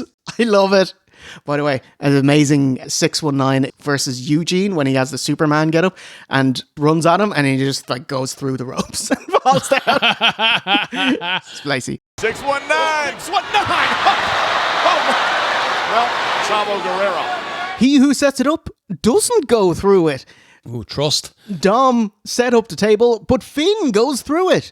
Twice to the well, another 619 and frog splash is successful. This time gets a 2. Dom sets up a second table, gets wailed on by chairs and necklaced with 1. And whilst wearing the chair, he gets hit with a missile dropkick. I was like, that is a very dangerous spot. It could have gone really wrong, but Finn Balor, amazing wrestler, very safe. Yeah. Oh my goodness! Dom's neck just snapped backwards. Coup de grace. Coup de grace. Through a table. Yes. Pin him. 1, 2, 3. And Finn Balor wins it. The cross! Through the table! The Demon wins! Yeah.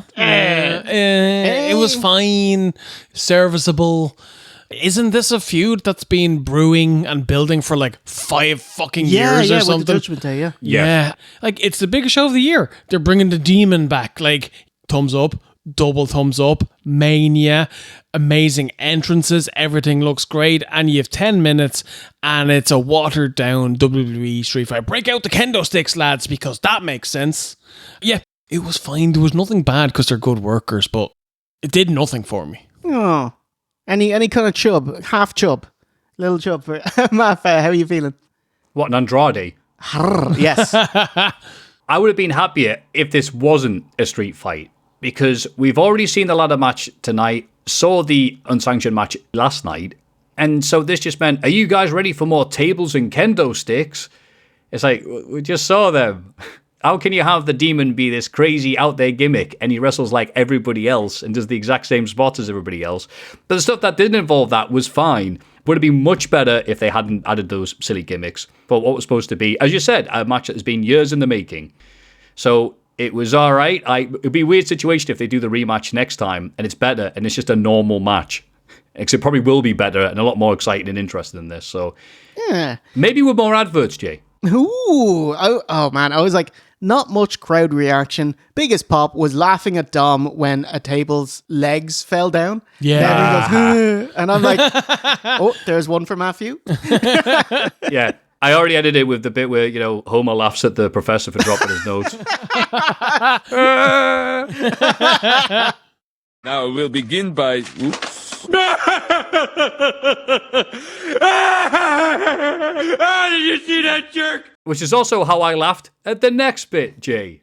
Ooh. Oh my God. Will you talk us through it? I'd love to. We see more adverts and then some more adverts and then Tyler Halliburton's there. Apparently he doesn't work anymore. Just shows up to WWE events. Happy for him. Get your money, mate.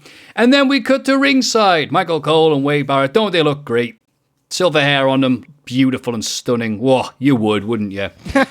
And they look, and they've got a new friend there. It's a legend. Oh no, sorry, I don't recognize him. Maybe it's a commercial person. No, it's a man called Adam Weistman. Wade tells us he's going to sit down and commentate here for the next bit. He does not have any equipment to speak into. He apparently is a very rich person, but he is seen here, Wade call, move on, and that is it. If you blinked, you would have missed this blokey who paid a lot of money to sit here, smile, God, he looks so happy, and then was gone. What the fuck? Yeah, we found a WWE experience that is more expensive than Cody's bus. Yeah. It's more expensive than the front row of WrestleMania. Do we have a dollar figure? We don't. Because my guess is that he spent at least 6 figures. You think so? Yeah. So, because you want it to be prohibitively expensive so that regular rich people will not want to do it. Yeah. This guy, supposedly he's some like crypto billionaire. And I hope he paid them in dollars. And he's like the CEO of like a recycling business, or I'm like Little Lisa's Slurry. Yeah, as a big bang of mafia off that. Yeah. I'm in sanitation. Yeah, totally. And like a big fucking human growth hormone build on him. Big swollen red head on him.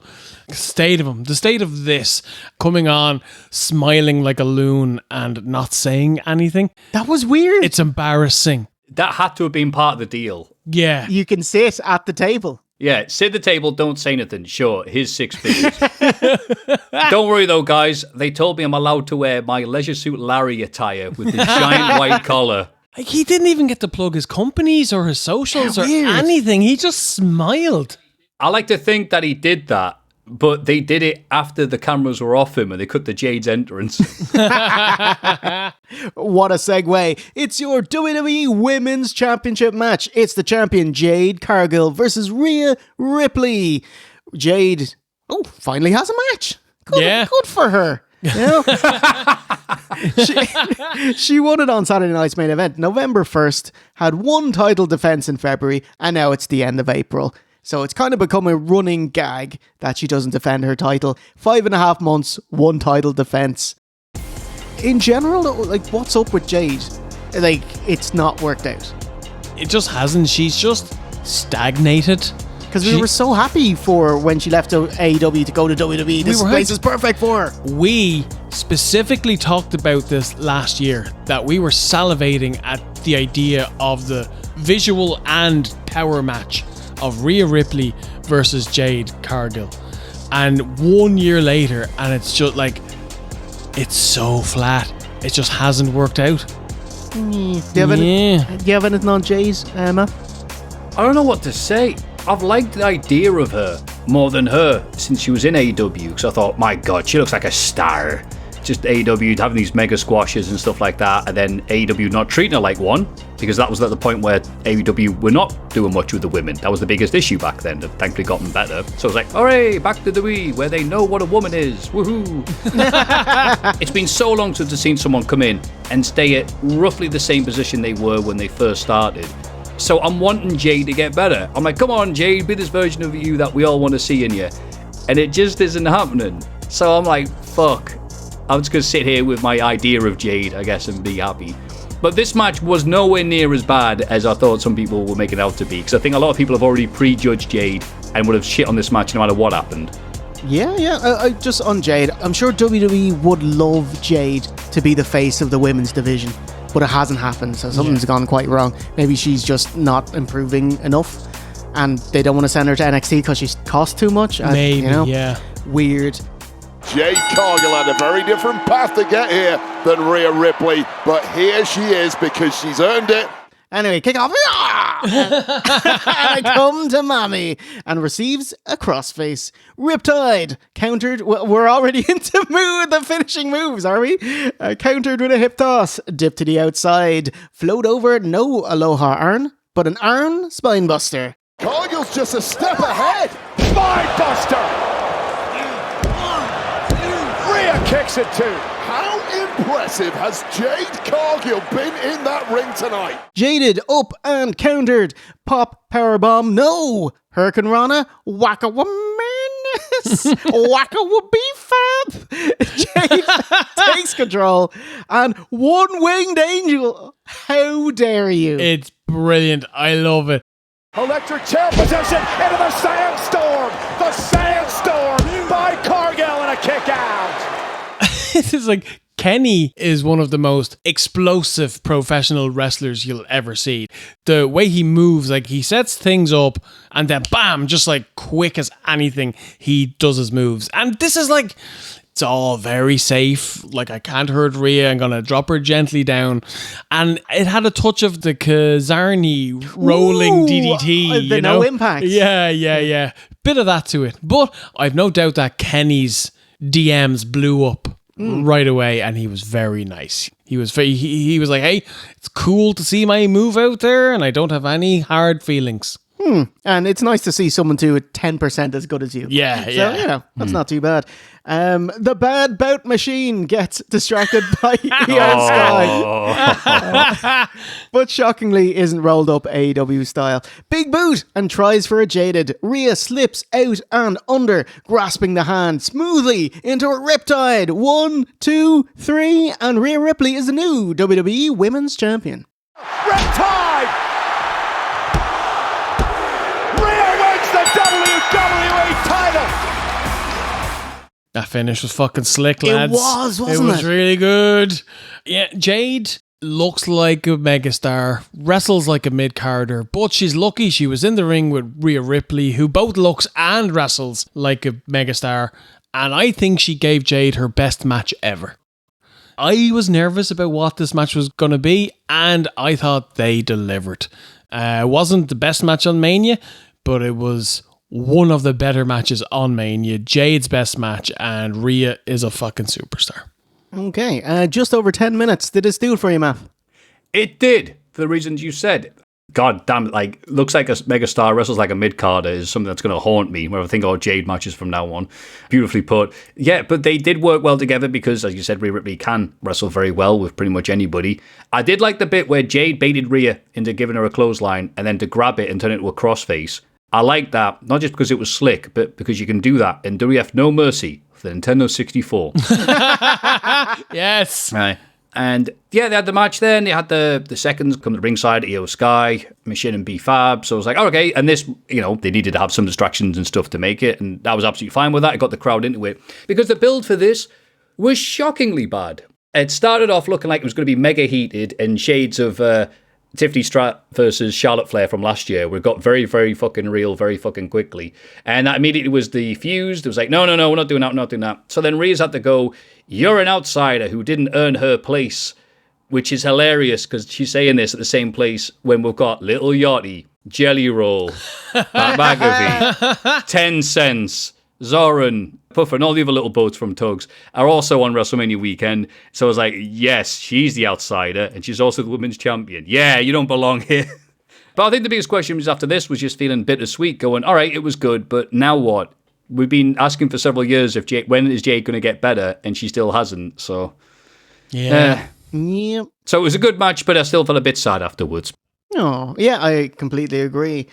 John Cena, come on out to kayfabe the attendance. So, yeah, actually, it's very close to the reported tickets distributed. If there's more accurate figures before the episode is released, it is on the screen. He's interrupted by The Miz, who is interrupted by someone very evil and very nice. It's Danhousen.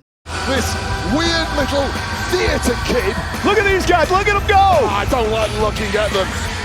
I just want to say Danhausen has been a wonderful signing for WWE. Came in quite possibly the worst possible way because they teased someone is in a box. And it's the Spirit Squad. It's Chris Jericho, and we forgot to put air holes, and he's dead. Yeah. Well, yeah. So at the Elimination Chamber, it was Danhausen, and I think because the entire wrestling fan base thought it was going to be Chris Jericho, when it turned out to be Danhausen, there was a collective groan. And his debut wasn't great, but so quickly, he turned out to be great. He's funny, he's cool, he's charming, he's likable. He is the perfect WWE comedy foil for their mid-card heels, and almost everything he's done since his debut has been a massive hit. He is a Merchhausen here. He's a juggernaut. Fucking hell. He came out on Raw the next night, partying, wearing all of his goddamn merch. And I was like, buy my shit or you're cursed. Do you want to put more effort? Nope. It's great. It's very difficult to do to get over with the WWE crowd, and he has it. Yep. He has them in a stranglehold. He's the most over act. Yeah. Like, he sells the most merch at the moment. Like, he may be the best act in WWE currently. He's very, very over. The micro midgets come out, and Michael Cole is so fast. They asked me to call that. That's what they're called. And it's like, yes. Come at me, bro. Yeah, because I do like this, because it's an important thing to note that, like, carny wrestlers, this is the word they've chosen to describe them. They're all in on the carny roots, and this is how we choose to call each other. So yeah, like, go for it. And that's why I love Hornswoggle. Beautiful midget man. Danhousen says midgets. What? And before all you guys get mad at me on social media, this group asked us to call them that. Yeah, and all that good work is undone because Wade Barrett is like, how old are they? It's like, they're not kids. How old are they? 55? By the way, these are the lads from Micro Wrestling. It's like Psycho and his girlfriend. They have there's a cool, like, mini-series about them. I'll put the thing up on screen. Give it a watch. It's pretty good. How many of them are in a bin jacking off? Mav gets it. I got that. Yeah. Oh, I should have no-sold you, but like, I've no idea what you're talking about. That's from the very early days of 2002 TNA, where they had Psycho the Midget. Yeah. And he was in a bin jacking off. That was his gimmick to Goldie, who was the backstage interviewer at the time. Did you not see, Jay? Pat McAfee said it used to be so much better. Put it in a bin, jerking it. As you can see, he's a little busy right now. Excuse me. Hi, puppet. It's Goldilocks here. Oh, yeah! That's illegal! Dark pile! Here we go! He punched him in the crown jewels! Ken Wilson's getting mugged! He's getting swarmed! Wait a second!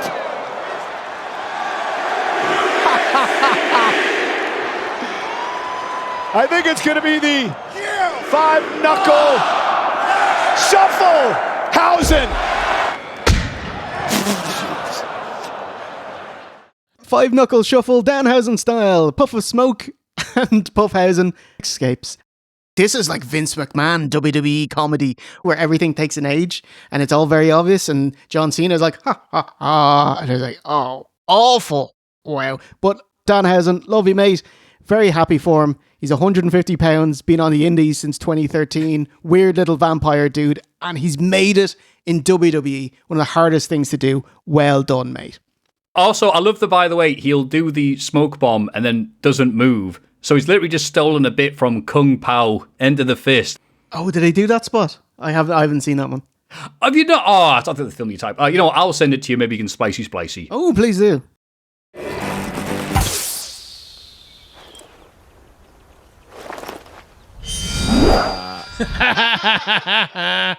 Yes. It's a really, really stupid film. I encourage you to watch it at least once. All right. How many matches was that? That was 5 matches down. 5 matches. Unbelievable that they've managed to only have 5 matches in over 2.5 hours. But we got 1 match left, because it's time for your main event.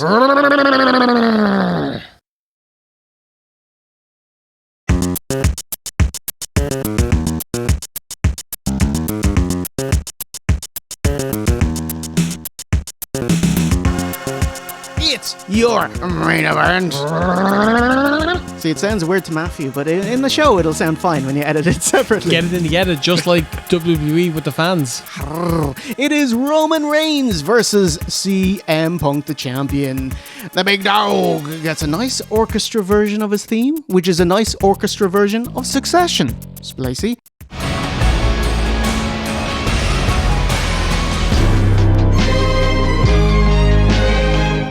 The champion CM Punk. His music video is to his old Ring of Honor theme song, Miseria Cantare. Or that Terminator song. Yeah, he did use it on AEW Revolution in 2022. Punk has a lovely white jacket naming the people who have passed recently, including Larry the Dog. I was going to list them off, but he does a great job on Raw naming them, so splicey. Kerwin Silfies, Jim Shank, Davey Coates. And these are the people that are behind the scenes. These are the cameramen and the hair and makeup and the caterers and the producers and the people in the truck and the truck drivers. Everybody who makes this place a well-oiled machine, the real heroes. And I just had to show a little bit of respect last night on my jacket. I thought you'd missed a trick by not putting Roman Reigns' name on there. Oh, yeah. Stephen, can you tell us what is this World Championship Gilles the Builder and how much of Pat McAfee is in it? The answer is not enough Pat McAfee. It needed 100% more, which would still be 0. Well, no, to interrupt, it did have a bit of Pat in it because Punk ended up calling out Pat in the build-up to this. Oh, he did! Pat McAfee! You got a receipt coming to you! World Heavyweight Champion CM Punk. Roman Reigns won the Saudi Rumble, much to everyone's disappointment. But they're both really good wrestlers. They're both really good promos. They're both really over. And they were able to talk 40-odd thousand people into the building. 50 could be distributed. Where the build went from CM Punk slagging Roman's dead da to cutting pipe bombs on Pat McAfee. Yeah! Jesus. Cut a promo on Disco Inferno, please. Roman Reigns cutting promos calling CM Punk old. CM Punk then coming out and said, yeah, I am old. And I got, lads, what are we doing? And then in the final go-home show, they both respect each other, Booker man, but I also hate you. I'm going to fucking bait you. So let's do it at Mania. It was pretty decent. It was a decent build. Okay. Collar and elbow tie-up and escape turn around and Punk pushes Roman off and starts shooting about the baby oil is making you slippery. Yeah. Oil and jizz. And all that oil and jizz you cover yourself in. Slap to Punk. Slap by Punk. Ha-ha. Roman enjoyed that. Big smile on his face. Roman trash talks and oh my god, your teeth are so fucking big. What's going on? He looks ridiculous. He looks like a white man taking the piss out of an Asian man in a movie from the 70s. Fucking hell. You know where they wear the big with teeth? the whole teeth. Yeah, yeah. But all of his teeth are the teeth. Yeah. Okay. He just needs a flap of the dicky and he's fucking set, you know? They're even bigger than they were a few years ago. I swear to you. With teeth like that, you could put him on a cliff and he could guide ships into the port at night. It's ridiculous. Supposed to have. Yeah, but maybe Punk should worry about Wade. He just took him on the table to the floor hard. Big Dog takes a bite out of crime, throws into the barricade, and the Ultimate Warrior locks on. He loves it. Roman clocks Punk in the corner, who is tied up upside down, and the OTC tees off. Superman punch, punch, punch, and steel steps, which cleverly hides Punk blading. Time for some table action. Last night, Rollins and Gunther had a few spots on the announce desk with nothing doing, mate. They didn't budge, but these two, Punk's up for a powerbomb. Kasplat! Onto the Spanish announce table and throw it. Ooh-ah! Spear countered into a GTS. 1, 2, kick out! Punk readies his arm. Oh, wanky, wanky, wanky, wanky, wank. Locked and loaded and ready to explode. A shitty Superman punch by Punk. Not Superman, a Jimmy Olsen punch. Oh. Gimme that Uafala, the symbol of the tribal chief. Shitty spear is caught by Reigns. Swinging guillotine. Anaconda Vice. Back into the guillotine. Oh, well, Punk ain't releasing it, but he's forced to now. And now Roman turns it into a choke again. Punk, are you working to escape? The ref kind of just hooshes at him and a thumbs up to the ref. Oh, good. Yeah. Wile E. Coyote Cam. This match is brought to you by the General Insurance. No, this match was sponsored by fucking Saudi Arabia. It was sponsored by Riyadh Season. Was that? Oh, sorry, that's at the ramp. That's Yeah, the security barrier. Oh, okay. I'm just going sorry. for yeah. Punk scales the turnbuckles with Roman splayed on the announcer's table. One of his feet was flat, and so he could kind of kick off and dodge, but he doesn't. Big elbow drop through the table. Punk, elbow through Reigns, through the table. Okay, we are over 30 minutes deep. The lads are exhausted. Punk gets Roman up for a GTS. Roman is wonky, bounces back off the ropes, falls back onto Punk's shoulders. But Punk is too bollocks to capitalize. Roman regains his strength, bounce off one rope, bounce off the other, speared! Just like he ended Cody at WrestleMania 39. 1, 2, 3! Wow, the tribal chief at the top of the mountain one more time. Reigns again with momentum. Another spear to Punk. Cover by Roman. Crown a new champ. Got it. Here is your winner, Roman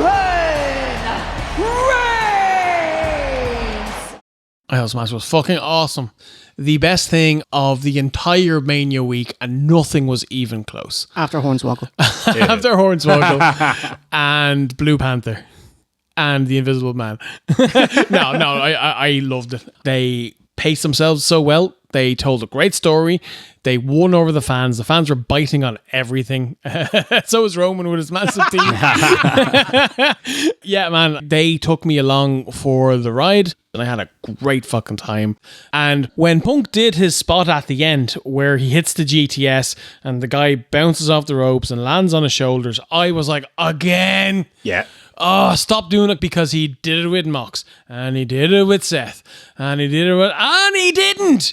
And I thought it was really smart playing off that kind of previous spot, and he couldn't do it, because the crux of the build is that as good as Punk is, he can't beat the younger, stronger, faster guy, and at the end he couldn't, and I was like, smashed it, lads. Loved it. Loved it. Okay, what do you think, Matt? I mean, a quick bit about the build. Honestly, every segment on Raw building up to this had like some good lines and some truly awful lines, like, aha, your dad's dead. And all this other stuff. But then when you took just the best bits and made that video package, I'm like, oh, you're right. If I forget everything, this is actually a really good build. And was actually really excited to be watching this, which is like, wait, a Roman Reigns main event? It's like, yeah, of course. The young up-and-comer himself, Roman Reigns, who is younger, more virile than CM Punk, because Roman Reigns is 40, CM Punk is 47. Someone messaged me going, can you believe they're doing this? Wow, like, he's 7 years younger than him. He's called him old. I'm like, mate, when you get to that age, you will mock people for being that, like, a bit younger than you. You absolutely will, trust me. Punk trying to wrestle like he used to wrestle. He's trying to convince himself, no, I've still got it. Look, I've got the Ring of Honor music. I've got blonde hair. I'm wearing basketball shorts. I'm friends with Colt Cabana. Everything's great. So when Punk hit Roman Reigns, he landed on him. They both fell off, and then Punk landed on Roman again. Yeah. So he did absolutely nothing to break the fall. And Roman Reigns was just like Father Time, undefeated. And he told a really good story, delivered the action, didn't even care that they were doing all the spots on the outside and announce table and the referee wasn't even counting. Don't care. I didn't even mind that Roman Reigns won the title again. Because really, it's like, Mr. Part-Time's on this again. All right, cool. See you after Street Fighter then. But then on Raw, we got some more stuff to make it a bit happier. But yeah, this made me go, I'm really glad I watched WrestleMania just because of this match. Okay. Man, that is an amazing... I agree, co-signed on all of that. I have to say, Punk and Roman, to me, is like, Punk, you've been champion many times. Roman, you've been champion for a long time. You never stopped being champion. 2014 onwards is the Roman era, so... But they did a really great job, told a great story, and got the fans in with what they did. Yeah, it's a impressive job that they navigated people being apathetic and night one being a stinker and managing to turn it around. So well done, Punk. Well done, Roman. How condescending do we sound, by the way? Who's a good wrestler? Who has a good match? You did. The big dog. So let's curtain down and take it to the aftermath. Roman Reigns was built for WrestleMania.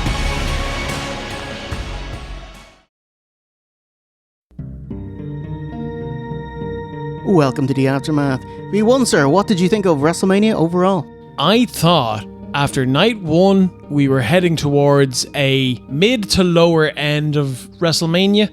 Obviously, people are very quick to be like, it's the worst thing I've ever seen. Like, it was never the worst Mania ever. Ooh, what if you include all of the ads? Well, I don't watch them.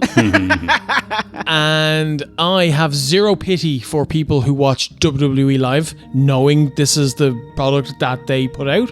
If that's what you choose to watch, that's on you, Lance.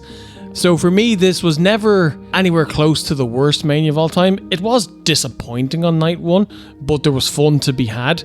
I thought night two was pretty decent. Only like Trick and Sammy really disappointed. Finn and Dom was okay. But that main event, oh my god, absolute banger of a main event. I loved it. Not enough Pat McAfee. I needed a little bit more, could have helped. But I thought that the WrestleMania 42 night 2, Jesus, main event is up there with some of the better matches in Mania history. I thought it was phenomenal. Okay. So yeah, overall, Mania, if you watch it the right way, which is not live, you can watch it in 3 hours and it's a bloody good time. Okay. Do you co-sign on that one, Matt? Yeah, I agree. You'd have to be some sort of weirdo, like a podcaster or some sort of YouTuber to actually sit down and watch the whole fucking thing. What's wrong with you? Even the kids, even the target audience isn't doing that nowadays, so why should we? You're right. If you were very selective, there was a lot of fun to be had here this weekend. If you watched it all, then you are probably the type of person to listen to all of this in full. Like the OSW have said, I have no sympathy for you whatsoever. Tickets to Cody Rhodes' Playroom next year will be 10.5K due to inflation, you know. So, yeah, line up now, fuckers.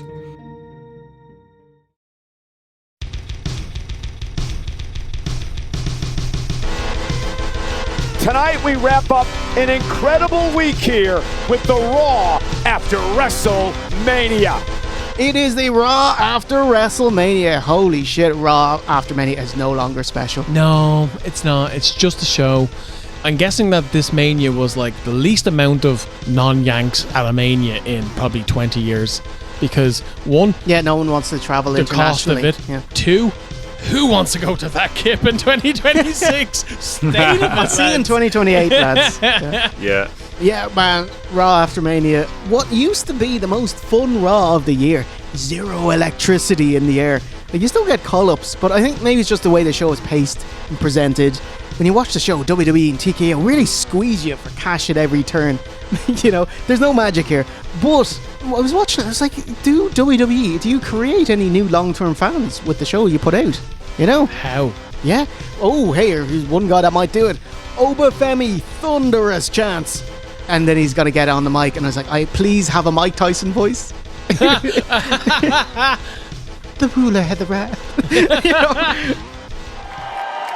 Your ruler has arrived.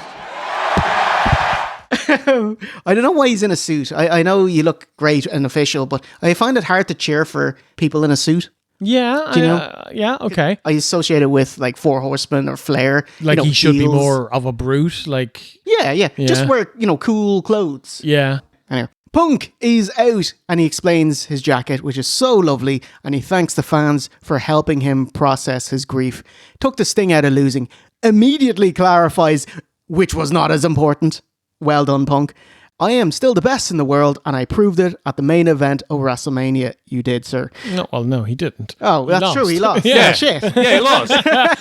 What's you talking about? He said, I was put in the opportunity because I was ready, and if I didn't stay ready, it'd be Jey Uso out here. The fans boo! Yeah, baby. And if I didn't stay ready, you'd be here yeeting, talking to Jey Uso right now instead of me. I don't know why you're booing that. I like to yeet too. Get with the program, Vegas. Brilliant, and fair play to him. He sticks up for fellow babyface roster mate and says, hey, why are you booing him? I love yeeting. And I was like, it didn't work, but good man for being the babyface and sticking up for the other babyface, because babyfaces should be friends. That man never yeeted a day in his life. Cody Rhodes comes out and he's... I was like, much like Shawn Michaels, he's seen better days. Where's the eye patch, man? He says to Punk, yeah, I didn't know how you were going to take it. I thought you might crash out. And Punk's like, okay, fair. Oh, have you seen the clip of with the fan with the phone? Deserved. To be fair, yeah. That's what Punk meant when he proved he was the best in the world. He won that fight with that fan. I know the fans' response is like, I won't press charges if I come out on Raw and you apologize. Like, I love it. Oh, maybe. That's kind of good. Punk could have done him so dirty by messaging him going, yeah, mate, go on, just jump over the guardrail. I've sorted out with the Fed. Don't worry, they'll be fine with it. And then when his security had beaten the shit out of him, he's like, Punk's like, I have no idea who he is, mate. I never spoke to him before in my life. Yeah. It's okay, fans. He'll get the help he needs.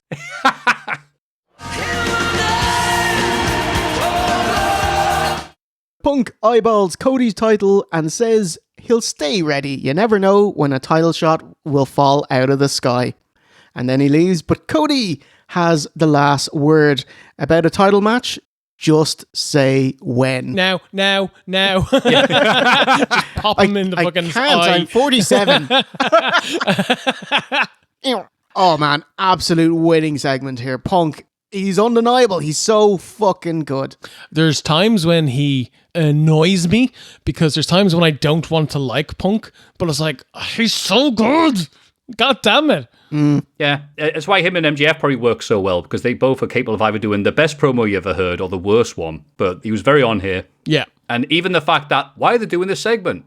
Oh, I don't know, mate, because Night of the fucking Champions is coming up in Saudi soon. Oh, ooh, hey. But hey, that feels like a SummerSlam match. Is Braun Strowman still the he's not under contract. Saudi Rumble champion? No. He is. He was, even though they broke it as soon as possible on TV as soon as they got home. It turned into dust. He is still recognized by the Saudi government. Because you never know when a championship opportunity is just going to fall out of the sky. Oh, sorry. Joe Hendry was called up on Raw, but it was the week afterwards that he got his kind of first song to sing on Raw, and it was telling Logan, Pearl, fuck off. Amazing. Paul, give me fire, Logan Paul. And to close the show, Roman Reigns, he comes out. He drives in his Escalade or whatever, literally from the garage through Gorilla to the entranceway, one unbroken long camera spot. And I was like, backstage is on camera. It's on stage. It's on camera. So where do you fucking work? Like Triple H and Jamie Noble and Abyss, did they just clear out for 10 minutes? Or do they have a separate real Gorilla? Well, that's a good question. Do you know what I mean? Yeah. Find out on Unreal Season 3. Oh. And so Roman, he sees the lads, Uso 1 and Uso 2. I believe they're called Chris and Cross. They're going to make you jump. Okay. Yeah, hey, do you want to be my heavies? Do you want to run back? I don't know. What's this now? 6 years? Yeah, Jey Uso, he is now Roman Reigns' heavy with his brother. Is Jey Uso officially back in boy stable contention? Yeah, I mean, obviously, he did win a Rumble. He did go to Mania, win a belt, but much like if you have a particularly dry spell, boydom, much like virginity, can grow back. Okay. There can only be a couple reasons you would come out here. I must assume it's to acknowledge me. Nah, that ain't it. Jacob Fatu says, "Rah, I want your title. I want your sneaker deal. The cars, better schools for my kids." Roman, big time. Probably should have led with that. I do love that because Roman, you can tell that he's multi-time world champion. He's big dog, you know, because he says, "I want all these things for you and your family. I want your kids to be in better schools. I don't think you're ready. I don't know if you can handle it. We will talk again." Oh my God, that's great. That's like, you didn't even insult him in there, which is a bigger insult to show the gulf between Roman status and Knobhead. Yeah.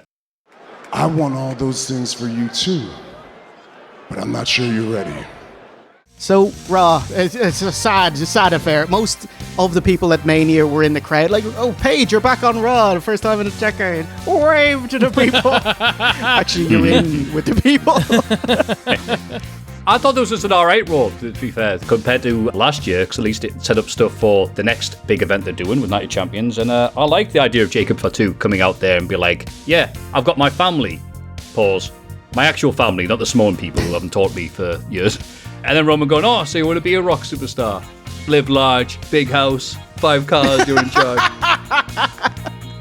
Oh, wonderful. Yeah. It made me go, I want to look at that. I want to see Jacob versus Roman. Thank you, Raw. Okay. I stood up and saluted and said, "Thank you, Vince." Okay, yeah. Just want to say, Punk's speech, the highlight by far. Very earnest, very personal, refreshingly positive, and optimistic, unexpected, really great. And sorry, Matt. It's just the show ended with the other end of the spectrum, which is, "I need the title at Backlash," or whatever, to promote the pay-per-view, which is just, let's get back to work, let's build a work, it's so goddamn it. Well done, Punk. You're a prick and I don't like you, but overall the best package in WWE now that Andrade's gone. Yeah, well done, lads. Well done. There, do you have anything on Raw? Like I said, it was definitely Punk was the highlight. I like Sol Ruka, so seeing her get called up and going right in kind of toe-to-toe with Liv, I think it's great. It was a fine show. Oh, by the way, was Io Sky on Raw? She was. How did Io Sky get on Raw? Necked herself for Again? the third time in 4 weeks. Oh my god. She's got a death wish and she needs to stop. Oh, she should have gotten Peter Rosenberg to tell her how it is. So great. The ring general himself. Because Peter Rosenberg, when Io's suicide dive botch, he's like, "I tell wrestlers and Evolve in the main event not to do whatever." Brody King chimes in, "Don't tell me what to do." I love it. It's great. Like, the kernel of the message is fine. It's an easily forgotten spot in modern day, but it's very risky. Reconsider doing it. But he is such a knob about it. Yeah. It's bundled in the most insulting way. And shut up. Yeah. Imagine you're an independent wrestler and you've just done a dive to the outside. It's not gone very well. Your ass hurts and you look up and Rosenberg is the person telling you, "Shouldn't have done that." You're like, "Oh, thanks, mate. I remember you running Bill Watts UWF." I just still like the fact that it was like 3 or 4 people on Twitter all decided that they were going to start the rumor that Pete Rosenberg pays to be there. And they built up momentum that he's still dodging those allegations to this day. Just because of 3 people who didn't like him. If we see him beside Wade Barrett at the commentary table and he doesn't talk, then we'll know.